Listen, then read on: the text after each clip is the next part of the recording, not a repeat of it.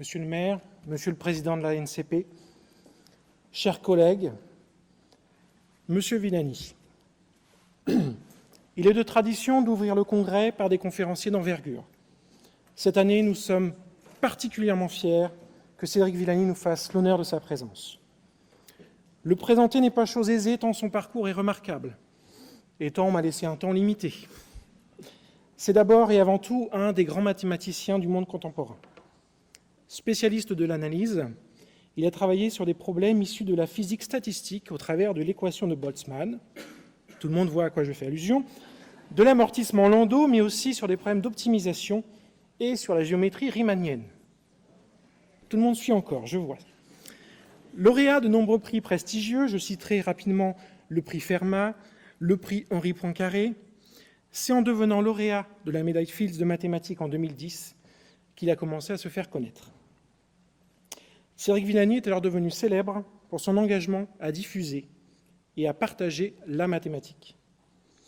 Aujourd'hui, ses fonctions sont aussi nombreuses que remarquables. Directeur de l'Institut Henri Poincaré, un des plus vieux instituts de recherche mathématique au monde, il est aussi professeur des universités à l'Université Claude Bernard de Lyon, mais aussi membre de l'Académie des sciences, mais encore beaucoup de choses. Mais ce parcours d'exception n'est pas la seule raison qui nous a incités à le solliciter. En effet, Cédric Villani porte des valeurs auxquelles nous sommes ici tous particulièrement attachés. Excellence et rigueur intellectuelle, sens du partage, passion de l'enseignement, car je crois savoir qu'il continue à enseigner auprès de ses doctorants et qu'il y tient, et aussi et surtout humanisme. Voilà un professeur et un chercheur qui inspire, qui transmet son enthousiasme et qui participe de ce fait à l'évolution de notre système. Dans ses conférences et ouvrages, Cédric Villani aborde souvent la question des rencontres. Ces rencontres d'individus d'horizons divers, rencontres qui génèrent émulation et envie de se dépasser. Merci, monsieur le chercheur, monsieur le professeur, merci Cédric Villani. Merci d'avoir accepté de nous rencontrer et de partager avec nous votre savoir et vos valeurs. Merci.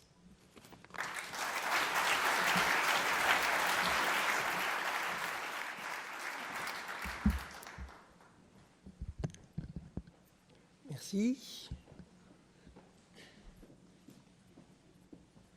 Adapteur, oui. On verra si j'utilise ici. J'utiliserai pas tout de suite. Vous ne mettez pas tout de suite? Pas tout de suite. Il faut juste le rallonger un peu. Très bien.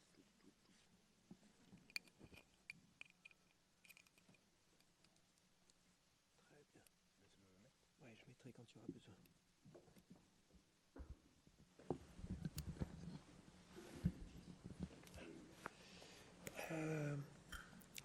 Will, avant que je me lance, on va jusqu'à quelle heure, chef?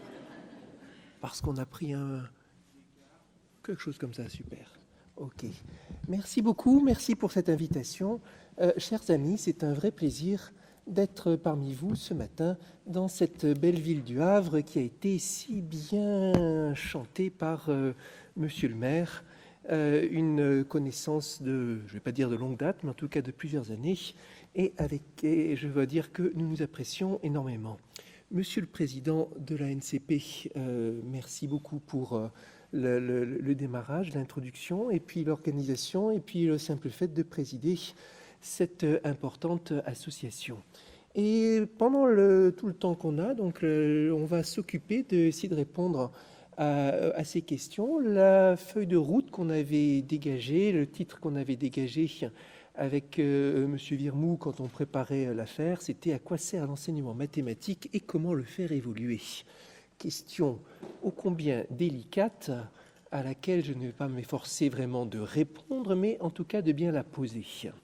Et puis, je vais commencer par rebondir sur ce qui a été dit tout à l'heure, sur le fait que j'étais très attaché à l'enseignement et enseignant. Je me définis moi-même comme un enseignant avant même d'être un chercheur.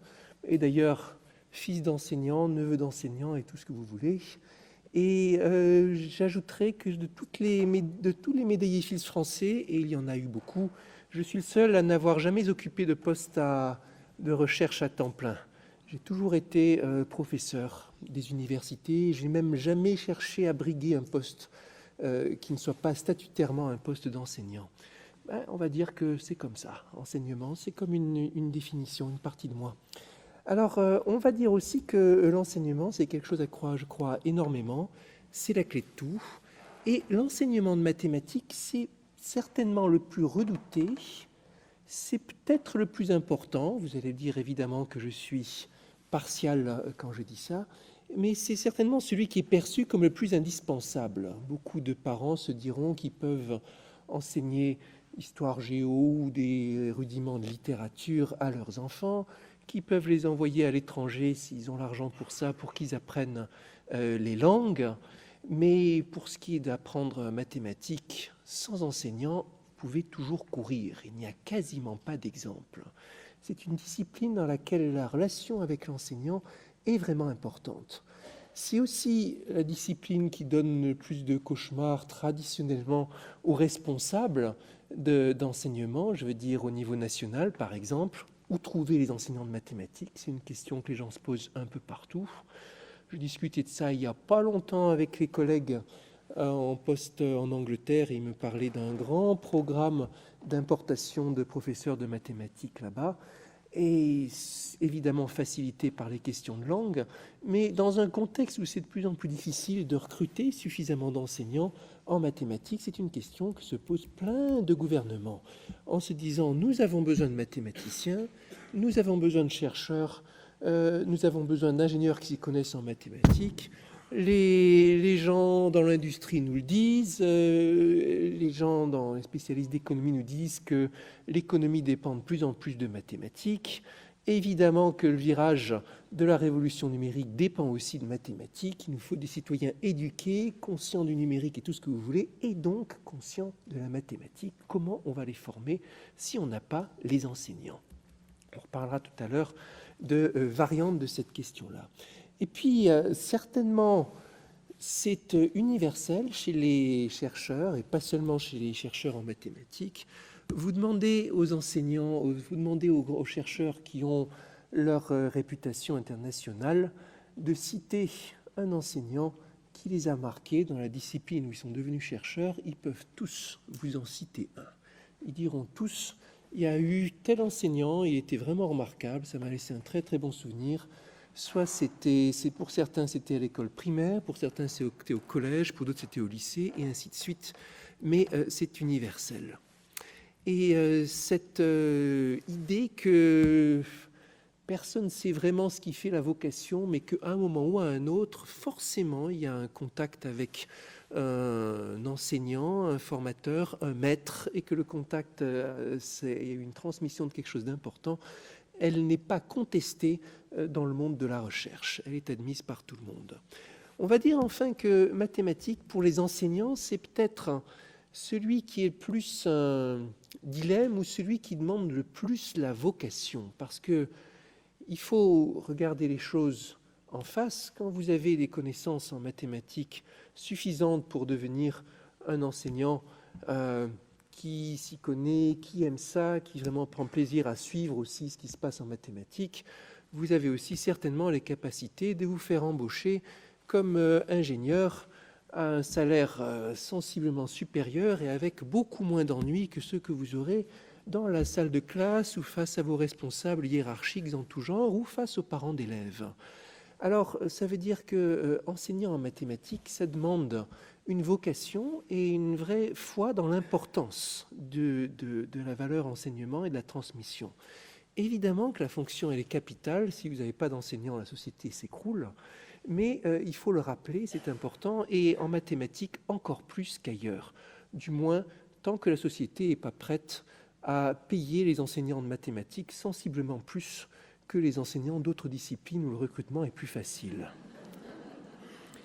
On va rappeler aussi qu'au niveau de l'école maternelle et de l'école primaire, comme on sait, on a une population enseignante majoritairement littéraire, très majoritairement littéraire de formation, dans un contexte où les filières scientifiques sont vues et sont de fait actuellement les filières avec globalement les meilleurs niveaux d'excellence et celles qui sont le plus recherchées. Ce qui veut dire que pour une bonne partie, pour une majorité des enseignants du primaire, nous avons là des gens qui sont devenus enseignants par vocation à coup sûr, mais qui ont été mis en échec le plus souvent par la mathématique à un moment ou à un autre. Et c'est à eux qu'incombe le premier contact des enfants avec la mathématique. Vous voyez comment ça part sur des bases compliquées. Et c'est bien pour ça aussi que des sujets tels que formation continue des enseignants et puis réflexion sur ce que c'est la discipline mathématique et à quoi sert l'enseignement de mathématiques sont importantes. On va en reparler. Et puis on va aussi noter que enseignant actuellement, c'est une affaire complexe. La carrière d'un enseignant, c'est long. C'est bien plus long que le temps du changement. Et une société change à un rythme rapide. Les attentes changent aussi à un rythme rapide, mais le corps enseignant, il se renouvelle à un rythme lent et c'est normal.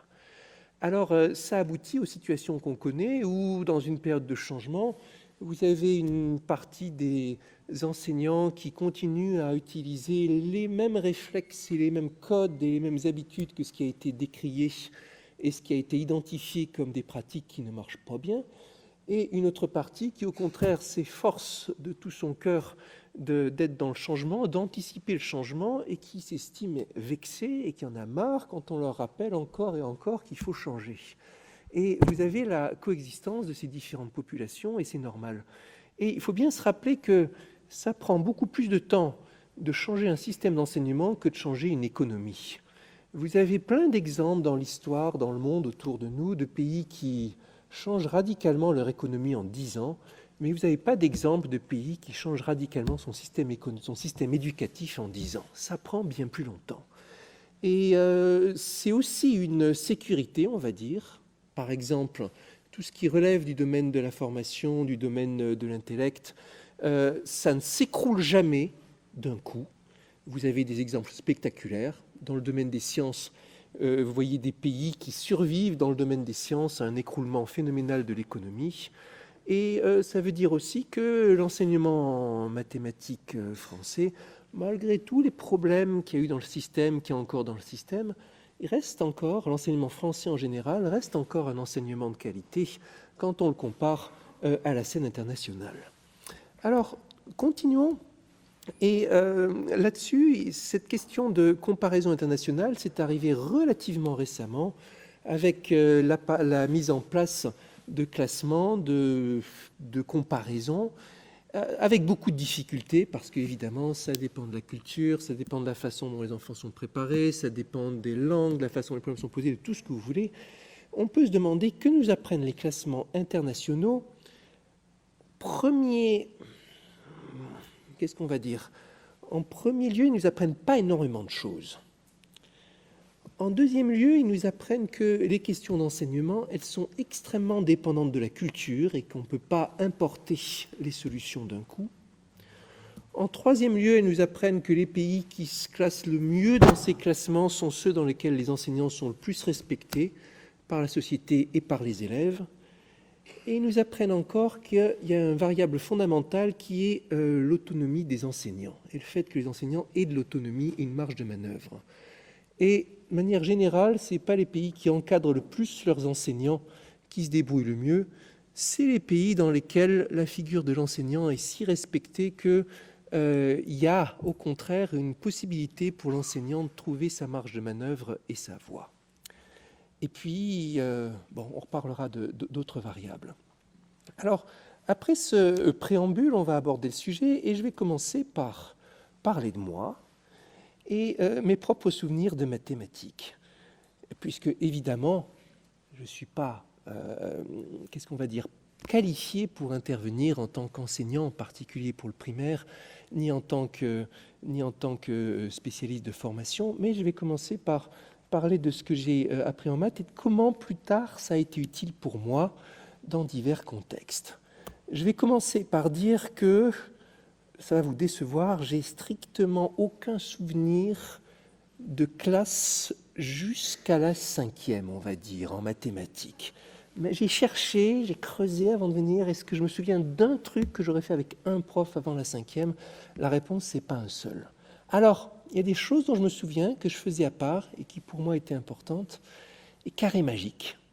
Je ne sais plus comment, mais j'avais appris à faire les carrés magiques. Je n'avais pas appris tout seul. On m'avait montré, on m'avait expliqué. Et alors, je trouvais ça fascinant. Je passais du temps à faire des choses, genre, allez, on va faire un carré magique de 17 sur 17. Vous savez, les carrés magiques, vous remplissez les nombres de 1 à n au carré, où n est la taille de votre carré. D'abord le 1, puis le 2, puis le 3. Alors, il y a une recette, et pour ceux qui ne connaissent pas, vous y croirez peut-être pas, mais ceux qui le connaissent confirmeront que ce que je dis est vrai. Vous pouvez apprendre à un gamin d'école primaire à remplir un carré magique 17 sur 17, aussi vite qu'il sait écrire les nombres. 1, 2, 3, 4, 5, etc. Il y a une recette pour ça. Et même s'il n'y a pas de travail inventif qui vient après, le simple fait de connaître la technique et de la maîtriser, ça vous donne un sentiment vraiment fort. Vous maîtrisez une technique, on vous a appris un secret, vous le mettez en œuvre. Et quand j'interviens dans les classes de primaire, ça m'arrive toujours. Je leur montre, on va faire un petit carré magique, allez, je vous explique le truc, voilà, 3 sur 3. Allez, on va faire ensemble un 5 sur 5. Allez, je vous laisse faire sur votre feuille de papier le 7 x 7. Les carrés magiques pairs, c'est plus dur. Mais les impairs, vous pouvez le faire comme ça, aussi vite qu'on peut les écrire. Et c'était un petit jeu, ça m'a vraiment servi à rien, mais c'était un de mes plus anciens souvenirs plaisants de mathématiques. Bon, et puis il y avait un livre que mon papa avait trouvé au Puce, où on parlait de mathématiques. Il y avait la vie de Gauss et l'anecdote du petit Carl Friedrich Gauss qui vient reprendre son papa à 3 ans quand il fait des calculs, qui résout à l'école primaire les problèmes de manière maligne et bien plus rapide que tous les autres et tout ça, et des anecdotes certainement qui ont été gonflées par la légende, mais le genre de choses qui fait rêver un gamin, ou tout au moins qui retient son attention. Et puis ça parlait de Fibonacci et de reproduction des lapins. Et puis ça parlait de nombre d'or, de manière très exagérée par rapport à l'importance réelle que le concept a. Mais enfin, ça me faisait bien rêver aussi. Et puis ça parlait des nombres, et je me souviens qu'il y avait le passage sur les nombres complexes. Je devais être quoi? Je devais être en 6e, peut-être quelque chose comme ça. Je l'ai lu, relu, re-relu. J'y comprenais vraiment pas. J'avais beau m'efforcer, tous mes efforts, je comprenais pas. Évidemment, c'était pas dans l'âge, mais en tout cas, le simple fait de voir le livre, je trouvais ça rigolo. Et puis il y avait le dessin animé Donald au pays mathémagique. Il y a des gens dans la salle qui ont vu ça, je suis curieux. Ouais, il y en a une là-bas, et il y en a une là-bas aussi. Ouais, c'était sympa, hein. Bon, c'était pas de la grande mathématique, hein. Donald in Math Magic Land. Mais franchement, j'aimais beaucoup ça. Il y avait un passage qui me fascinait, où on voyait un joueur de billard qui faisait des calculs géométriques dans sa tête, calculs à 3 bandes. Et on voyait comment, sur une situation très pratique, sur un jeu, on pouvait mettre le truc en raisonnement abstrait. Il y avait un passage qui parlait de musique et de ce fait que, vous savez, les notes de la gamme de musique, c'est des longueurs de cordes, des choses comme ça. Bon, vraiment, ça me fascinait. Alors ça, c'est des anciens souvenirs, et comme vous le voyez, des souvenirs parascolaires, pas des souvenirs scolaires. Ouais, il y en a un qui est en train de chercher sur Internet. Il l'a, voilà, c'est bien. Ah, oui, il est sympa. Alors, on fait des choses bien meilleures nos jours en termes de vulgarisation, mais c'est comme qu'est-ce qu'on va dire? C'est comme pour les gamins, peu importe la qualité de la poupée, ce qui compte, c'est d'avoir une poupée, et des fois, c'est juste le paquet de chiffons informe, et ça marche. Et c'est aussi bien pour stimuler l'imagination du gamin que le jouet perfectionné. Alors, 5e, un premier souvenir d'école important, le plaisir de la résolution d'équations avec une forme d'automatisme. Vous savez, on fait passer à gauche, on change le signe, on multiplie, et puis on fait ça de manière un peu systématique.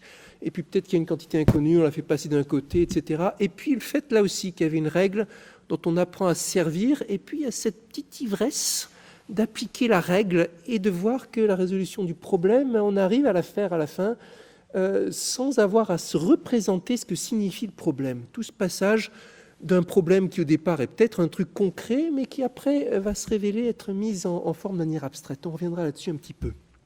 Quatrième, le vrai grand souvenir est l'une des très rares séances dont je me souviens dans ma vie, c'est le jour où notre professeur nous a annoncé « on va se mettre à démontrer ». Je me souviens très bien, on était dans un préfabriqué, et on va se mettre à apprendre à faire des démonstrations, et il nous a expliqué, raisonnement organisé et tout ça. Un mathématicien, c'est quelqu'un dont le métier, c'est de faire la démonstration.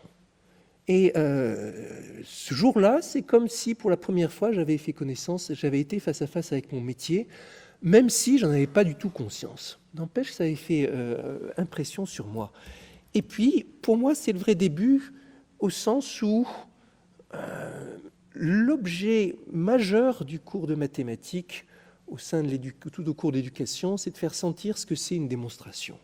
Ça ne veut pas dire que ce qui se passe avant n'est pas important, parce que ça doit préparer les choses, donner la familiarisation et tout ça. Mais quelque part, le moment dans l'adolescence où vous comprenez ce que c'est qu'une démonstration, c'est une grande conquête de l'humanité, c'est le moment important, comme l'initiation à ce que c'est que la discipline mathématique. Souvenir de troisième très marquant, les structures algébriques. Alors, on avait un prof qui ne faisait pas exactement le programme, donc j'ai appris ce que c'était qu'un groupe, un anneau et un corps en classe de troisième, avec avalanche d'exercices pour expérimenter ça. C'était l'année la plus marquante peut-être dans toute ma scolarité. On reviendra aussi sur ce que ça veut dire. Entre la troisième et la seconde, mon père avait trouvé un autre petit bouquin opus où on apprenait à faire du calcul infinitésimal, à dériver les fonctions et les calculs et les recettes pour ça. Souvenir marquant aussi de moi décryptant le bouquin et puis faisant les petits exercices. En seconde, souvenir marquant de la programmation linéaire, système d'inconnus linéaires à résoudre. Vous devez mettre en équation un problème qui vous mène à 2x plus 7 inférieur ou égal à 8, 3x plus 19 inférieur ou égal à 27 ou je ne sais pas quoi. Est-ce qu'il y a une solution et quelle est la meilleure? Je trouvais ça super.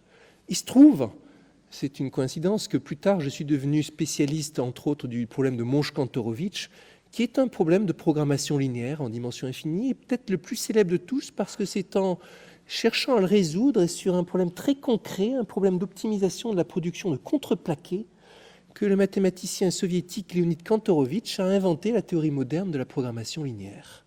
Mais bon, à cette époque-là, j'en avais aucune idée. Autre souvenir, là, l'épiphanie en classe de seconde, les barycentres et la démonstration par barycentre. Ça aussi, je ne suis pas sûr que c'était au programme, mais pour moi, de loin, c'était le truc en seconde le plus marquant. Et cette idée... peut-être, oui, à coup sûr le souvenir le plus marquant de seconde, cette idée que face à un problème mathématique, il y a plusieurs voies d'approche et qu'un même problème géométrique, vous pouvez le démontrer aussi bien par géométrie analytique que par géométrie synthétique ou que par cette démonstration de barycentre dans laquelle principalement on s'occupait d'utiliser l'associativité du barycentre pour réarranger avec des petits arbres, tel truc est barycentre de tel truc et tel autre, mais tel truc est barycentre de tel et tel autre, et puis on joue sur la forme de l'arbre, et on arrivait comme ça, rien qu'en traçant des formes, à résoudre le problème. Tous correspondent à des formes mathématiques que plus tard on peut identifier quand on se lance dans l'affaire, la mise en équation algébrique, ou la recherche de raisonnement avec des inconnus, avec des fonctions, ou encore le fait de faire des diagrammes. Alors, dans certaines branches mathématiques, on résout des problèmes en écrivant des diagrammes avec des flèches, en faisant bouger les flèches, et ainsi de suite. Ce n'est même pas vraiment des mots qui constituent le cœur de la démonstration.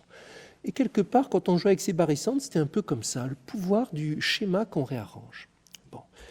À cette époque aussi, pour la première fois, notre enseignant nous faisait un peu de programme à la carte, donc ça arrivait qu'aux 2-3 élèves qui se débrouillaient le mieux, ils nous disent « vous ne cherchez pas ça, cherchez autre chose, vous faites ça, et puis inventez-moi un problème qui soit là-dedans. » Ou alors, tenez Cédric, réfléchissez à ce truc-là, et puis c'était un truc un peu plus costaud. Ça m'arrivait de passer ma semaine à chercher la démonstration qu'il y avait là-dedans, et même, il me disait « voilà une démonstration comme ci qui fonctionne et j'aimerais bien avoir une démonstration dans cet autre style. » Et à cette époque-là, j'étais un vrai passionné. J'avais des petits carnets sur lesquels je notais axiomes, théorèmes et puis des éléments de démonstration. Et sans conteste, c'était la géométrie, le sujet pour moi, mathématiques. Notre professeur n'était pas standard non plus dans sa façon de présenter la géométrie. Par exemple, pour lui, Thalès, c'était un axiome et pas un théorème. Peu importe. Plus important à cet âge-là, c'est qu'on ait conscience dans le cours de qu'est-ce qui est le postulat, qu'est-ce qui est la conclusion. Et puis, il n'y avait rien qui soit admis sans argument, on va dire. Alors, ça c'était pour la seconde. Première, le souvenir le plus marquant de la première, peut-être, c'est la fois où je suis allé bravement voir la professeure avec un dessin en disant « Là, le théorème que vous avez énoncé dans le cours, c'est curieux, j'ai l'impression d'avoir un contre-exemple. Mais je ne sais pas, peut-être que j'ai pas compris, j'ai vu tout ça. Bon, elle a regardé, puis le lendemain, elle est revenue en disant « Oui, vous avez raison, c'est pas ça, etc. etc. » Mais en tout cas, ça illustre quelque chose qui est important en mathématiques, et c'est qu'en mathématiques que ça arrive. Vous pouvez avoir raison contre l'enseignant, au sens où c'est plus une question de savoir-faire que de savoir, et on peut tout démontrer. Mathématiques, c'est le seul cours dans lequel on n'est rien obligé d'admettre. L'élève dans un cours de physique ne pouvait pas aller voir le prof en disant « Les atomes, là, vous ne m'avez pas convaincu, votre raisonnement que les atomes existent vraiment, moi, j'y crois pas. » Et il sera obligé de dire « Mais si, parce qu'un tel a fait ci et ça et ça. » Mais la preuve de mathématiques, savoir si elle est fausse ou pas, vous pouvez vous mettre ensemble et regarder « Ah oui, là c'est faux, d'accord. » À ce sujet, je dois dire, plus tard, quand je suis devenu professeur à l'École normale supérieure de Lyon, ça m'arrivait régulièrement de me faire contredire par les élèves. Et c'est normal. Quand on enseigne en enseignement supérieur, on prend des risques, des fois on donne des choses qui sont à moitié bouillies ou des démonstrations qu'on a rafistolées soi-même, et c'est normal que de temps en temps ce soit faux. Et c'est beaucoup plus instructif souvent pour l'élève de corriger une démonstration fausse et de trouver le bon argument soi-même que d'apprendre directement le bon argument. On sait bien ça. Puis Socrate, pour vraiment comprendre la chose, il faut la redécouvrir soi-même. Et c'est vrai. Alors, terminal, souvenir marquant, c'est le jour où la prof nous a démontré, avec une vraie démonstration argumentée, que la démonstration de la limite du programme était tellement foireuse, excusez-moi, qu'avec cette démonstration imposée, il lui était impossible de nous prouver que certaines fonctions tendaient vers l'infini. On sentait qu'elle fulminait.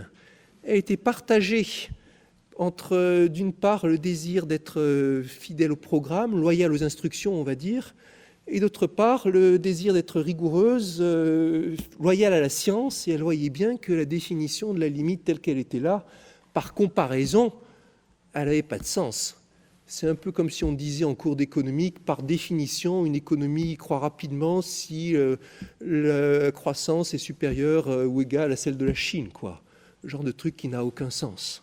Mais les définitions, telles qu'on les avait, c'était la première année que les définitions étaient en vigueur, elles n'avaient pas de sens et pourtant elles étaient officielles. Qu'est-ce qu'on va dire? Voir l'enseignante comme ça, partagée comme ça m'a interpellé aussi, ça m'a marqué. Alors voilà, je vous ai fait comme ça. Alors après, oui, en terminale, il y avait les études de fonction, il y avait les intégrations par partie, qui étaient la grande affaire et qui fournissaient tant d'exercices. Donc là, je vous ai fait un peu le palmarès des souvenirs marquants, à peu près intégralement. Je ne vous ai pas parlé d'orientation. Je dois dire que, peut-être ça va aussi vous décevoir, je ne me suis jamais posé la question, juste. Pendant des années et des années, j'ai juste suivi le vent et les recommandations de mon entourage, et je me suis retrouvé comme ça à l'École normale supérieure, à 20 ans, sans avoir jamais vraiment décidé ce que je voulais faire de ma vie, sans en avoir vraiment d'idée, mais juste, on va continuer, on va approfondir. Le jour de l'entrée, pour l'anecdote, le premier jour, la première réunion où vous recevez les admissibles, j'ai appris que j'allais être payé, et même, je dois dire, je ne m'étais jamais même posé la question de qu'est-ce que j'allais faire comme métier, quels allaient être les salaires et tout ça. Alors, après, je me suis reposé la question, mais tout le temps, quand j'étais jeune, ça ne se posait pas. Et c'est très marquant, ça, parce que c'est des questions qu'on voit sans arrêt dans les interrogations, avec les idées qu'il faut responsabiliser les jeunes, à parler de leur avenir et tout ça. Je garantis que je ne m'étais jamais posé la question, et je suis convaincu que dans une très grande partie, il ne faut pas trop se poser la question au départ. Il faut aller là où on a envie d'aller quand on est jeune. et puis suivre les conseils. Et on n'a pas les moyens de savoir vraiment qu'est-ce qui va se passer. Et je ne savais pas quel serait mon métier. Il a fallu longtemps avant que je comprenne que c'était le métier de mathématicien. Alors, qu'est-ce qui m'a vraiment servi plus tard dans mon métier de mathématicien? Tout ce que je vous ai raconté en mathématiques, faire une démonstration, ça, sans conteste. Aucune des démonstrations que j'ai faites n'a été utile après, mais le fait de savoir faire une démonstration, c'était la compétence capitale. Démonstration, ça atteint un niveau de complexité qui sont inimaginables quand on n'est pas dans la recherche. Pour la médaille Fields, à un moment, et comme je le raconte dans mon ouvrage Théorème vivant, il s'agissait avec un collaborateur de faire tenir debout une preuve qui faisait à peu près 150 pages. 150 pages de démonstration, des calculs comme ça, mais aussi des raisonnements comme ça. Un édifice mathématique qui nous a fallu plus de 2 ans pour mettre sur pied, qui menaçait de s'écrouler de tous les côtés, et dans lesquels on a dû commettre au moins une centaine d'erreurs avant que ça ait l'air de tenir debout. Et dans lequel on en rêvait la nuit, on ne savait plus qui, que, quoi, comment, où est-ce qu'on en était et tout ça. Bon, évidemment, rien que formuler le problème, c'était une question de physique mathématique, c'est la physique des plasmas, c'est toute une affaire. N'empêche que si on ne commence pas par une démonstration de 10 lignes sur des triangles et des droites, ben on peut jamais commencer. Évidemment que la compétence première, c'est d'apprendre à enchaîner les arguments. Alors, les qualités majeures dont le mathématicien a besoin, c'est de l'imagination. Il faut imaginer la preuve. Quel chemin on va prendre? Il y a des milliards de chemins possibles pour une démonstration et personne qui est là pour appliquer la recette. Et par définition, si vous faites votre nom dans la discipline, c'est que vous trouvez une voie d'approche que personne n'a essayé avant. Donc c'est vraiment d'imagination qu'il est question. La ténacité, c'est des années et des années de travail.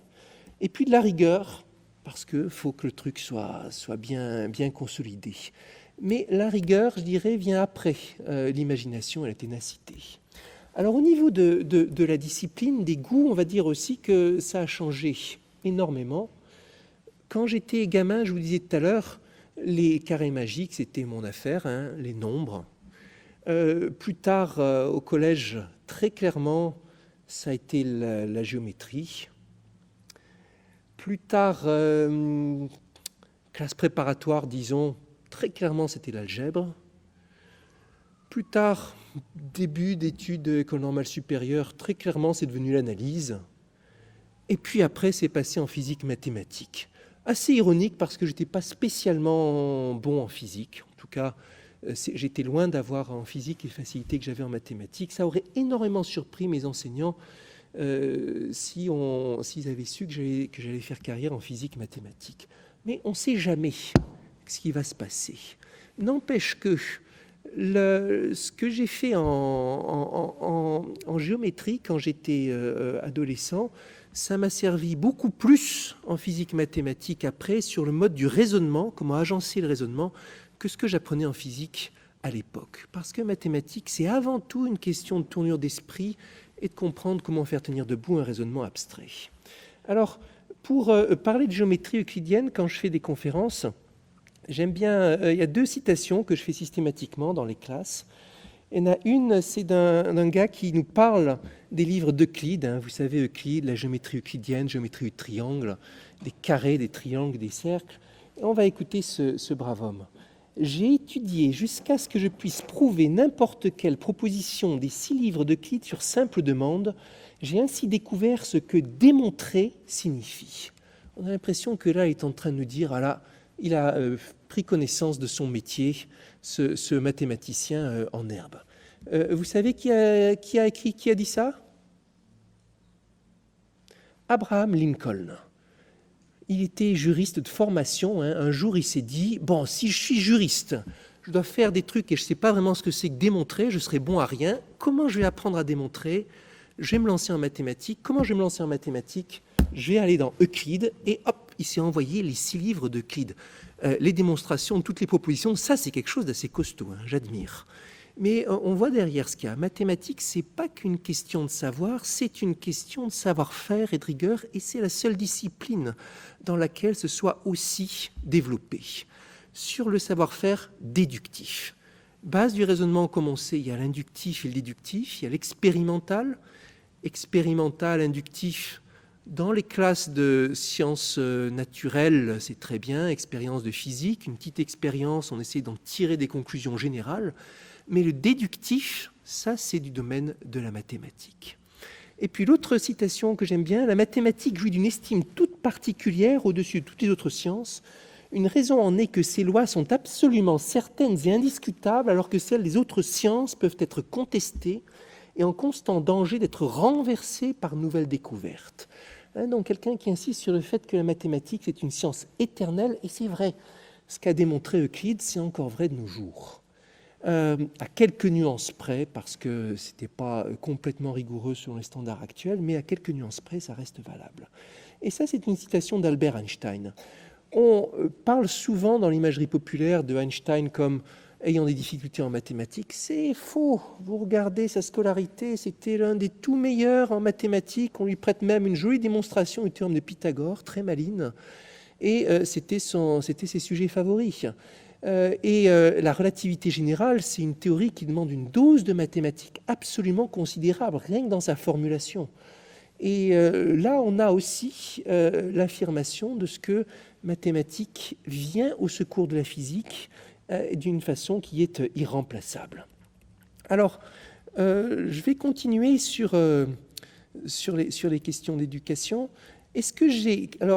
Question suivante que je vais aborder, quand je regarde ce que font mes enfants à l'école, est-ce qu'il y a des choses qui ont progressé, ou est-ce que, en tout cas, il y a des regrets? Je vois ce qu'ils font et je me dis « Ah, c'est dommage que je n'ai pas eu ça ».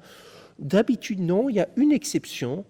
Quand je vois mon gamin jouer avec, je me dis « Ah, dommage que ça n'existait pas vraiment ». L'exception, c'est GeoGebra. Et là, je vois le truc, je me dis « Waouh, que c'est beau ». Il n'y a pas longtemps, avec mon gamin, on s'est amusé. Quelqu'un m'avait envoyé le sujet de bac de 1957 en me demandant si j'étais capable de le faire. Je regarde le sujet de bac de 1957, je me dis « Oula !» C'était du costaud, là, incontestablement à l'époque. Alors on a commencé à réfléchir avec mon fils et tout, faire ci et ça, et puis mais on va regarder ce que ça fait. En GeoGebra, faisait le truc, il y avait des parallèles, il y avait une histoire d'inversion sans le dire, il y avait des machins, oh là là.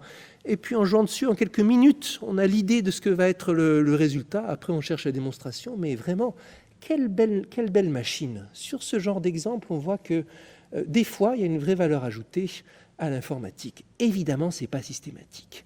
En tout cas, mon seul regret, je vais dire, c'est de ne pas avoir eu GeoGebra quand j'avais 13 ans, 14 ans. Alors, maintenant, question suivante qu'on va aborder ensemble. Pourquoi, de quel droit un chercheur va donner son avis sur l'éducation? Premièrement, il y a un lien entre l'éducation et la recherche. Je vous parlais tout à l'heure, tous les chercheurs, ils ont été marqués par leur enseignement. Et puis, il y a cette idée sur laquelle on ne peut pas assez insister, on ne peut jamais trop insister, qui est qu'on forme un tout en mathématiques.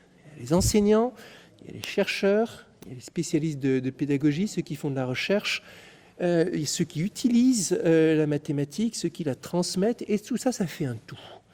Et avec des liens dans tous les sens. Et puis, il faut reconnaître aussi qu'il y a des spécialités et que, par exemple, un chercheur ou même un théoricien de la pédagogie sera jamais complètement légitime à donner son avis sur l'enseignement tant qu'il n'aura pas enseigné devant une classe de primaire avec des gamins devant lui. Vous avez beau être le meilleur philosophe, le meilleur spécialiste d'innovation ou ce que vous voulez, vous n'avez pas complètement légitimité à faire ça tant que vous n'avez pas fait l'exercice vous-même. Et ça n'empêche que c'est important d'écouter les uns les autres ce qu'on a à dire. On a tous besoin les uns des autres. Alors, également, évidemment, le chercheur, il s'intéresse à ce que font ses enfants en mathématiques. Alors, sur ce point, j'ai fait mes devoirs avant de venir. J'ai interrogé mes enfants.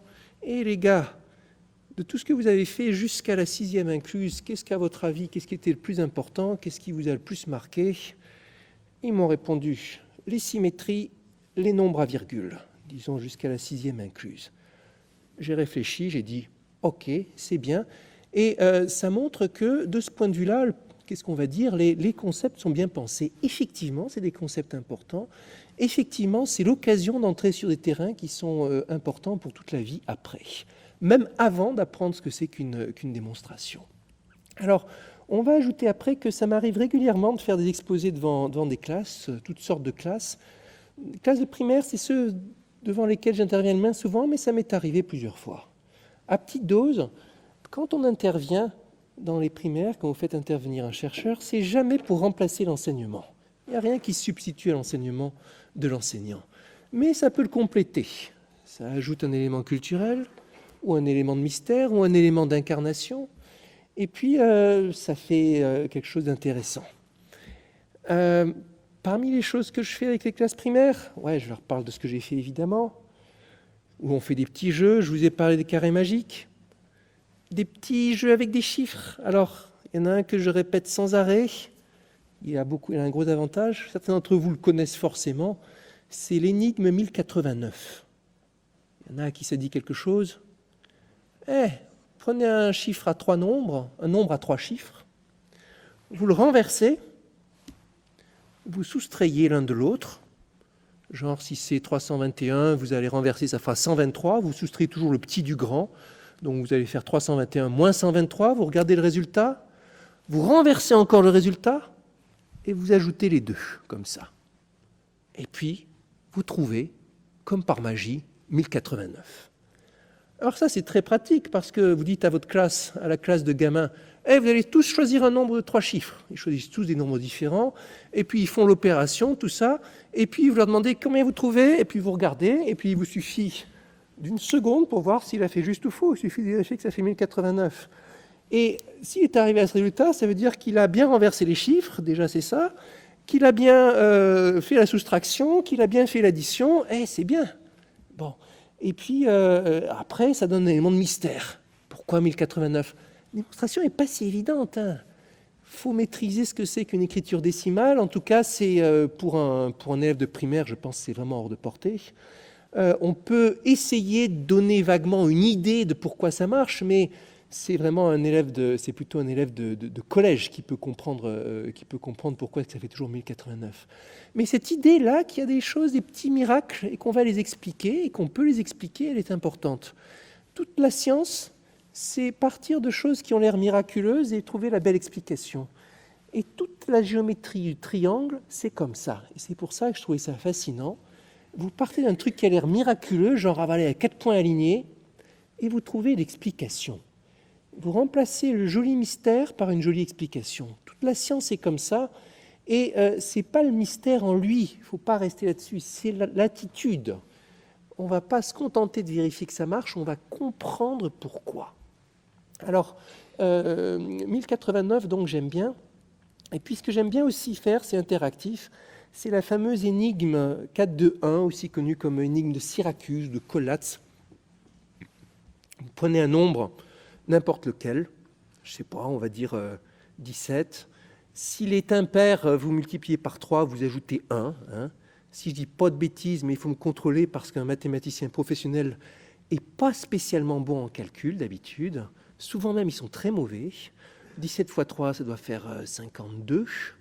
17 x 3 plus 1, ça fait 52. Vous voyez 3x plus 1, vous avez x, vous en changez par 3x plus 1. Et quand c'est pair, vous divisez par 2. Donc 52 étant pair, je vais aller à 26. 26 étant pair, je vais aller à 13.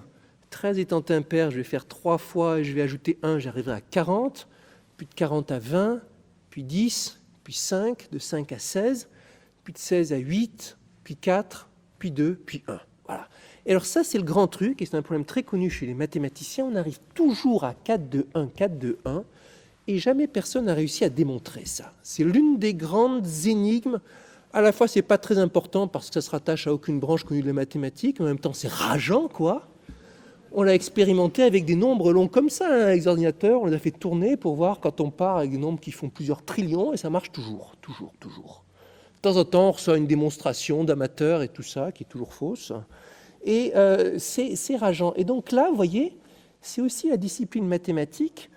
C'est la seule dans laquelle vous arrivez à montrer à un gamin de 10 ans un problème si simple que tout le monde peut le comprendre et si difficile que personne sait le comprendre profondément. On sait comprendre l'énoncé et pas la solution. Et cette idée qu'il y a des mystères très importants pour un mathématicien. Alors les gamins, vous faites ça, c'est le grand succès. Un gamin de 6e, ils sont là, ils se disputent, ils lèvent le doigt tous, ils crient en chœur et tout ça. Et c'est comme dans les séances collectives, hein, dans des classes, des fois, j'ai pu voir ça, où il s'agit de faire deviner aux gamins quel va être le nombre, aussi de les faire compter sur des très grands nombres. Allez, tous ensemble, est-ce qu'on peut compter là 1000 milliards, et puis encore au-delà, et encore au-delà, et encore au-delà, est-ce qu'on va y arriver, et ainsi de suite. Gamin de 6e, parfait. Évidemment, ça dépend de l'âge, vous faites le même genre d'activité avec les gamins de 3e, ça tombe à plat, ils vous regardent comme ça. J'ai fait l'expérience une fois, dans la même séance, on va dire, j'ai fait une séance d'1 heure avec des gamins de 3e, à exposer tout ça, des gamins de 6e d'abord, les gamins de 3e après. Les gamins de 6e, c'était épuisant parce qu'il fallait les canaliser, tellement ils avaient d'énergie. Les gamins de 3e, c'était épuisant parce qu'il fallait les motiver sans arrêt, les bouger sans arrêt. Je suis sorti de là comme ça, en me disant, c'est incroyable, ceux que j'ai vus la première heure, dans 3 ans, ils seront comme ceux que j'ai vus la 2e heure. Et en me disant, c'est extraordinaire, l'enseignant est de s'adapter à tout. Vraiment, c'est un métier, c'est un métier incroyable. Bon. Alors, pour reparler des différentes occasions dans lesquelles j'ai été, ça m'est arrivé aussi évidemment d'interagir avec des institutions qui s'occupent d'enseignement, qui s'occupent de formation, évidemment le beau réseau des IREM, évidemment l'association des professeurs de mathématiques de l'enseignement public, l'APMEP, et il faut voir aussi la chance qu'on a en mathématiques, c'est la seule discipline dans laquelle il y a un réseau aussi organisé. Et avec entre parenthèses, une recherche en pédagogie qui est considérée comme l'une des toutes meilleures du monde, sinon la meilleure du monde. Alors, comme on sait, il se passe beaucoup de choses, en particulier entre les vrais spécialistes de pédagogie d'un côté, les programmes, par exemple, qu'on voit arriver de l'autre côté à l'issue d'un processus fort mystérieux. Mais il y a cette chance qu'il y a en mathématiques de ce réseau passionné. Alors, également, régulièrement, je reçois des ouvrages à préfacer, je discute avec les auteurs, avec les enseignants. Dans notre conseil de culture mathématique à l'Institut Henri Poincaré, on a des enseignants et on a, par exemple, cet enseignant de primaire que certains d'entre vous connaissent peut-être. Il s'appelle Thierry Dias. Il a écrit ce bouquin qui s'appelle « Nous sommes tous des mathématiciens », des conseils d'enseignants à enseignants qui restent, on en reparlera, de mon point de vue, la plus sûre source pédagogique, l'enseignant qui a essayé des trucs, qui a trouvé que ça marchait et qui partage avec les autres. Et on va en reparler. Alors, on va continuer. Maintenant, on arrive sur la question de fond. J'ai mis tous ces préliminaires là avant d'arriver à la question qui m'était posée. À quoi ça sert l'enseignement des mathématiques et comment l'améliorer? Alors, on va décomposer. Premièrement, à quoi ça sert l'enseignement en général? Bien avoir conscience que l'enseignement, on peut répondre, c'est la boutade habituelle, à la fois ça sert à rien et ça sert à tout, au sens où stricto sensu, ce qu'on vous apprend à l'école, ça ne sert pas dans la vraie vie, ou fort peu. Si on voulait faire que les enseignements directement utiles, il ne resterait pas grand-chose. On apprendrait à parler anglais bien, à coup sûr, on apprendrait à parler français, après le reste, pour la majorité des gens, les connaissances ne serviront pas directement. Personne, le théorème de Pythagore, par exemple, il sert quasiment à personne dans la vraie vie, une fraction infime de la population. N'empêche que c'est comme tout, et c'est comme ce qu'on disait, l'enseignement, ça sert avant tout à entraîner par couches, par strates successives, le cerveau et à faire les apprentissages. Ce sont des questions de tournure d'esprit, ce sont des questions de se familiariser avec la complexité et de maîtriser peu à peu des sujets complexes, apprendre à rédiger, apprendre à avoir une réflexion organisée, et ainsi de suite. Et c'est fondamental, pas seulement pour mathématiques, pour tout évidemment. Deuxième question, à quoi ça sert les mathématiques? On peut répondre pareil, ça sert à rien, ça sert à tout. là aussi, comme je vous disais, ce qu'on apprend, tous les théorèmes qu'on apprend à l'école, on peut les oublier plus tard, sauf peut-être certaines notions de statistique et encore, mais pourtant, ça sert à tout. D'abord, sans mathématiques et sans mathématiciens, il n'y aurait pas de mesure précise de l'espace-temps, il n'y aurait pas de système métrique, il n'y aurait pas d'ordinateur, il n'y aurait pas de télécommunications modernes telles qu'on les connaît. L'essentiel de la technologie à laquelle on est habitué n'aurait pas pu se faire. À partir du XVIIe siècle, on va dire, l'alliance entre mathématiques et physique, et plus tard mathématiques et technologie, est tellement forte que ça a imprégné tout. Actuellement, par exemple, un sujet qui est en train d'être révolutionné par la mathématique, c'est la médecine, dans toutes sortes de composantes, dans l'approche statistique, dans la façon dont on fait des prothèses, dans la façon dont on adapte en fonction des patients les traitements. Tout ça, c'est une révolution qui est en cours, et donc mathématiques, ça a contribué à façonner notre monde, et ça contribue encore aujourd'hui plus que maintenant. Prenez n'importe quel sujet scientifique qui fait l'actualité. Par exemple, le dernier qui a fait l'actualité de manière énorme, c'était sans conteste l'observation des ondes gravitationnelles. La trace de la collision de deux trous noirs, il y a peut-être des centaines de millions d'années ou des milliards d'années, qu'on a pu écouter en un certain sens. Ça, c'est inouï. C'est un accomplissement extraordinaire en termes de physique, en termes de technologie, mais en termes mathématiques aussi. La théorie qui a permis de vérifier ça était extrêmement mathématique. La simulation numérique, la résolution par ordinateur des modèles était extrêmement mathématique. Et il y a juste 15 ans, les mathématiques correspondant à ça n'étaient pas développées encore. L'algorithme de détection est aussi un algorithme mathématique récent. Il y a des questions de traitement du signal, des questions d'intelligence, de bébé intelligence artificielle, on va dire. Et puis, évidemment, dans la communication, dans la transmission, c'était bourré de mathématiques. On célèbre cette année, entre parenthèses, le 100e anniversaire de la naissance du père de la théorie de la communication, Claude Shannon. C'était un mathématicien ingénieur. Et les découvertes mathématiques qu'il a faites à l'époque ont simplement révolutionné la façon dont on communique les uns avec les autres. Sans cette théorie, pas de communication moderne telle qu'on les connaît. Bon, alors, ça c'était à quoi ça sert les mathématiques. Maintenant, oui, et puis mathématiques dans l'économie aussi.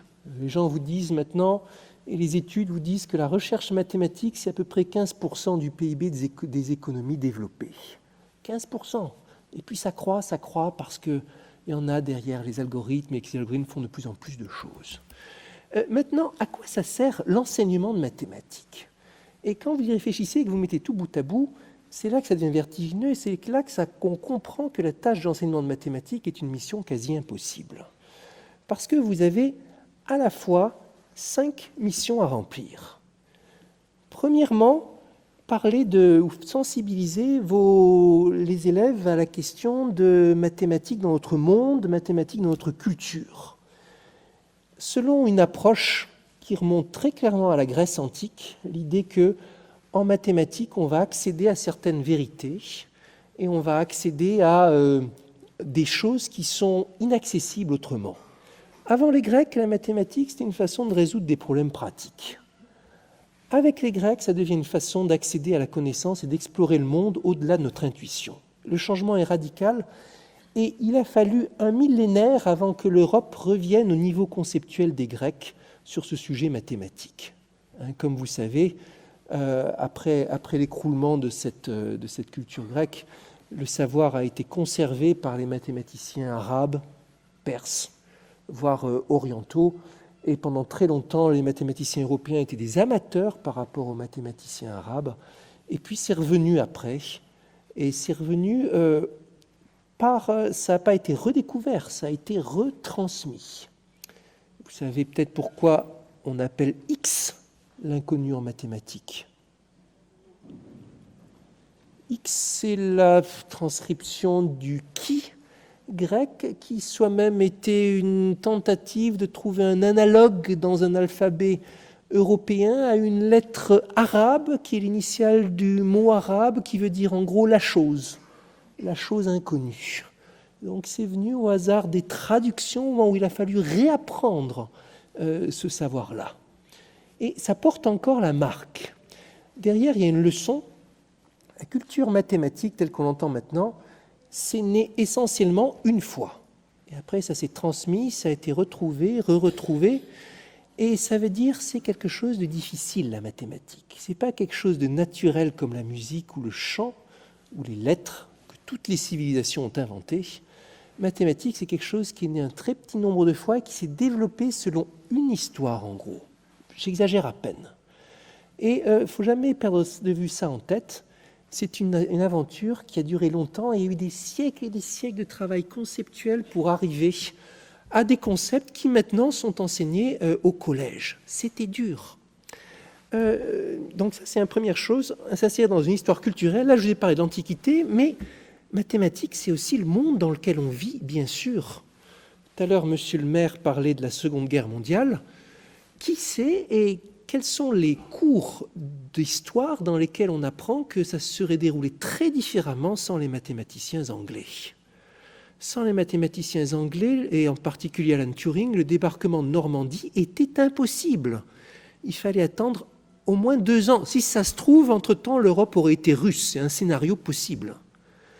Évidemment que c'était pas indifférent au fait que juste après la Seconde Guerre mondiale, l'Amérique se lance dans le programme de développement mathématique le plus spectaculaire qu'il y ait jamais eu dans l'histoire, quoi, avec des moyens mis sur la table juste inouïs, et une politique pour la première fois.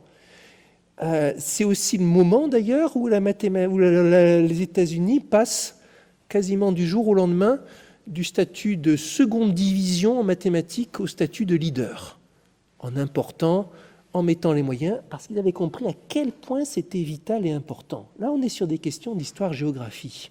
Ce n'est pas en histoire qu'on apprend ça, et donc ça retombe sur le prof de mathématiques que de parler de cette idée. Mathématiques, ça a façonné l'histoire humaine de manière énorme, et surtout au XXe siècle. Alors, première donc fonction du cours de mathématiques.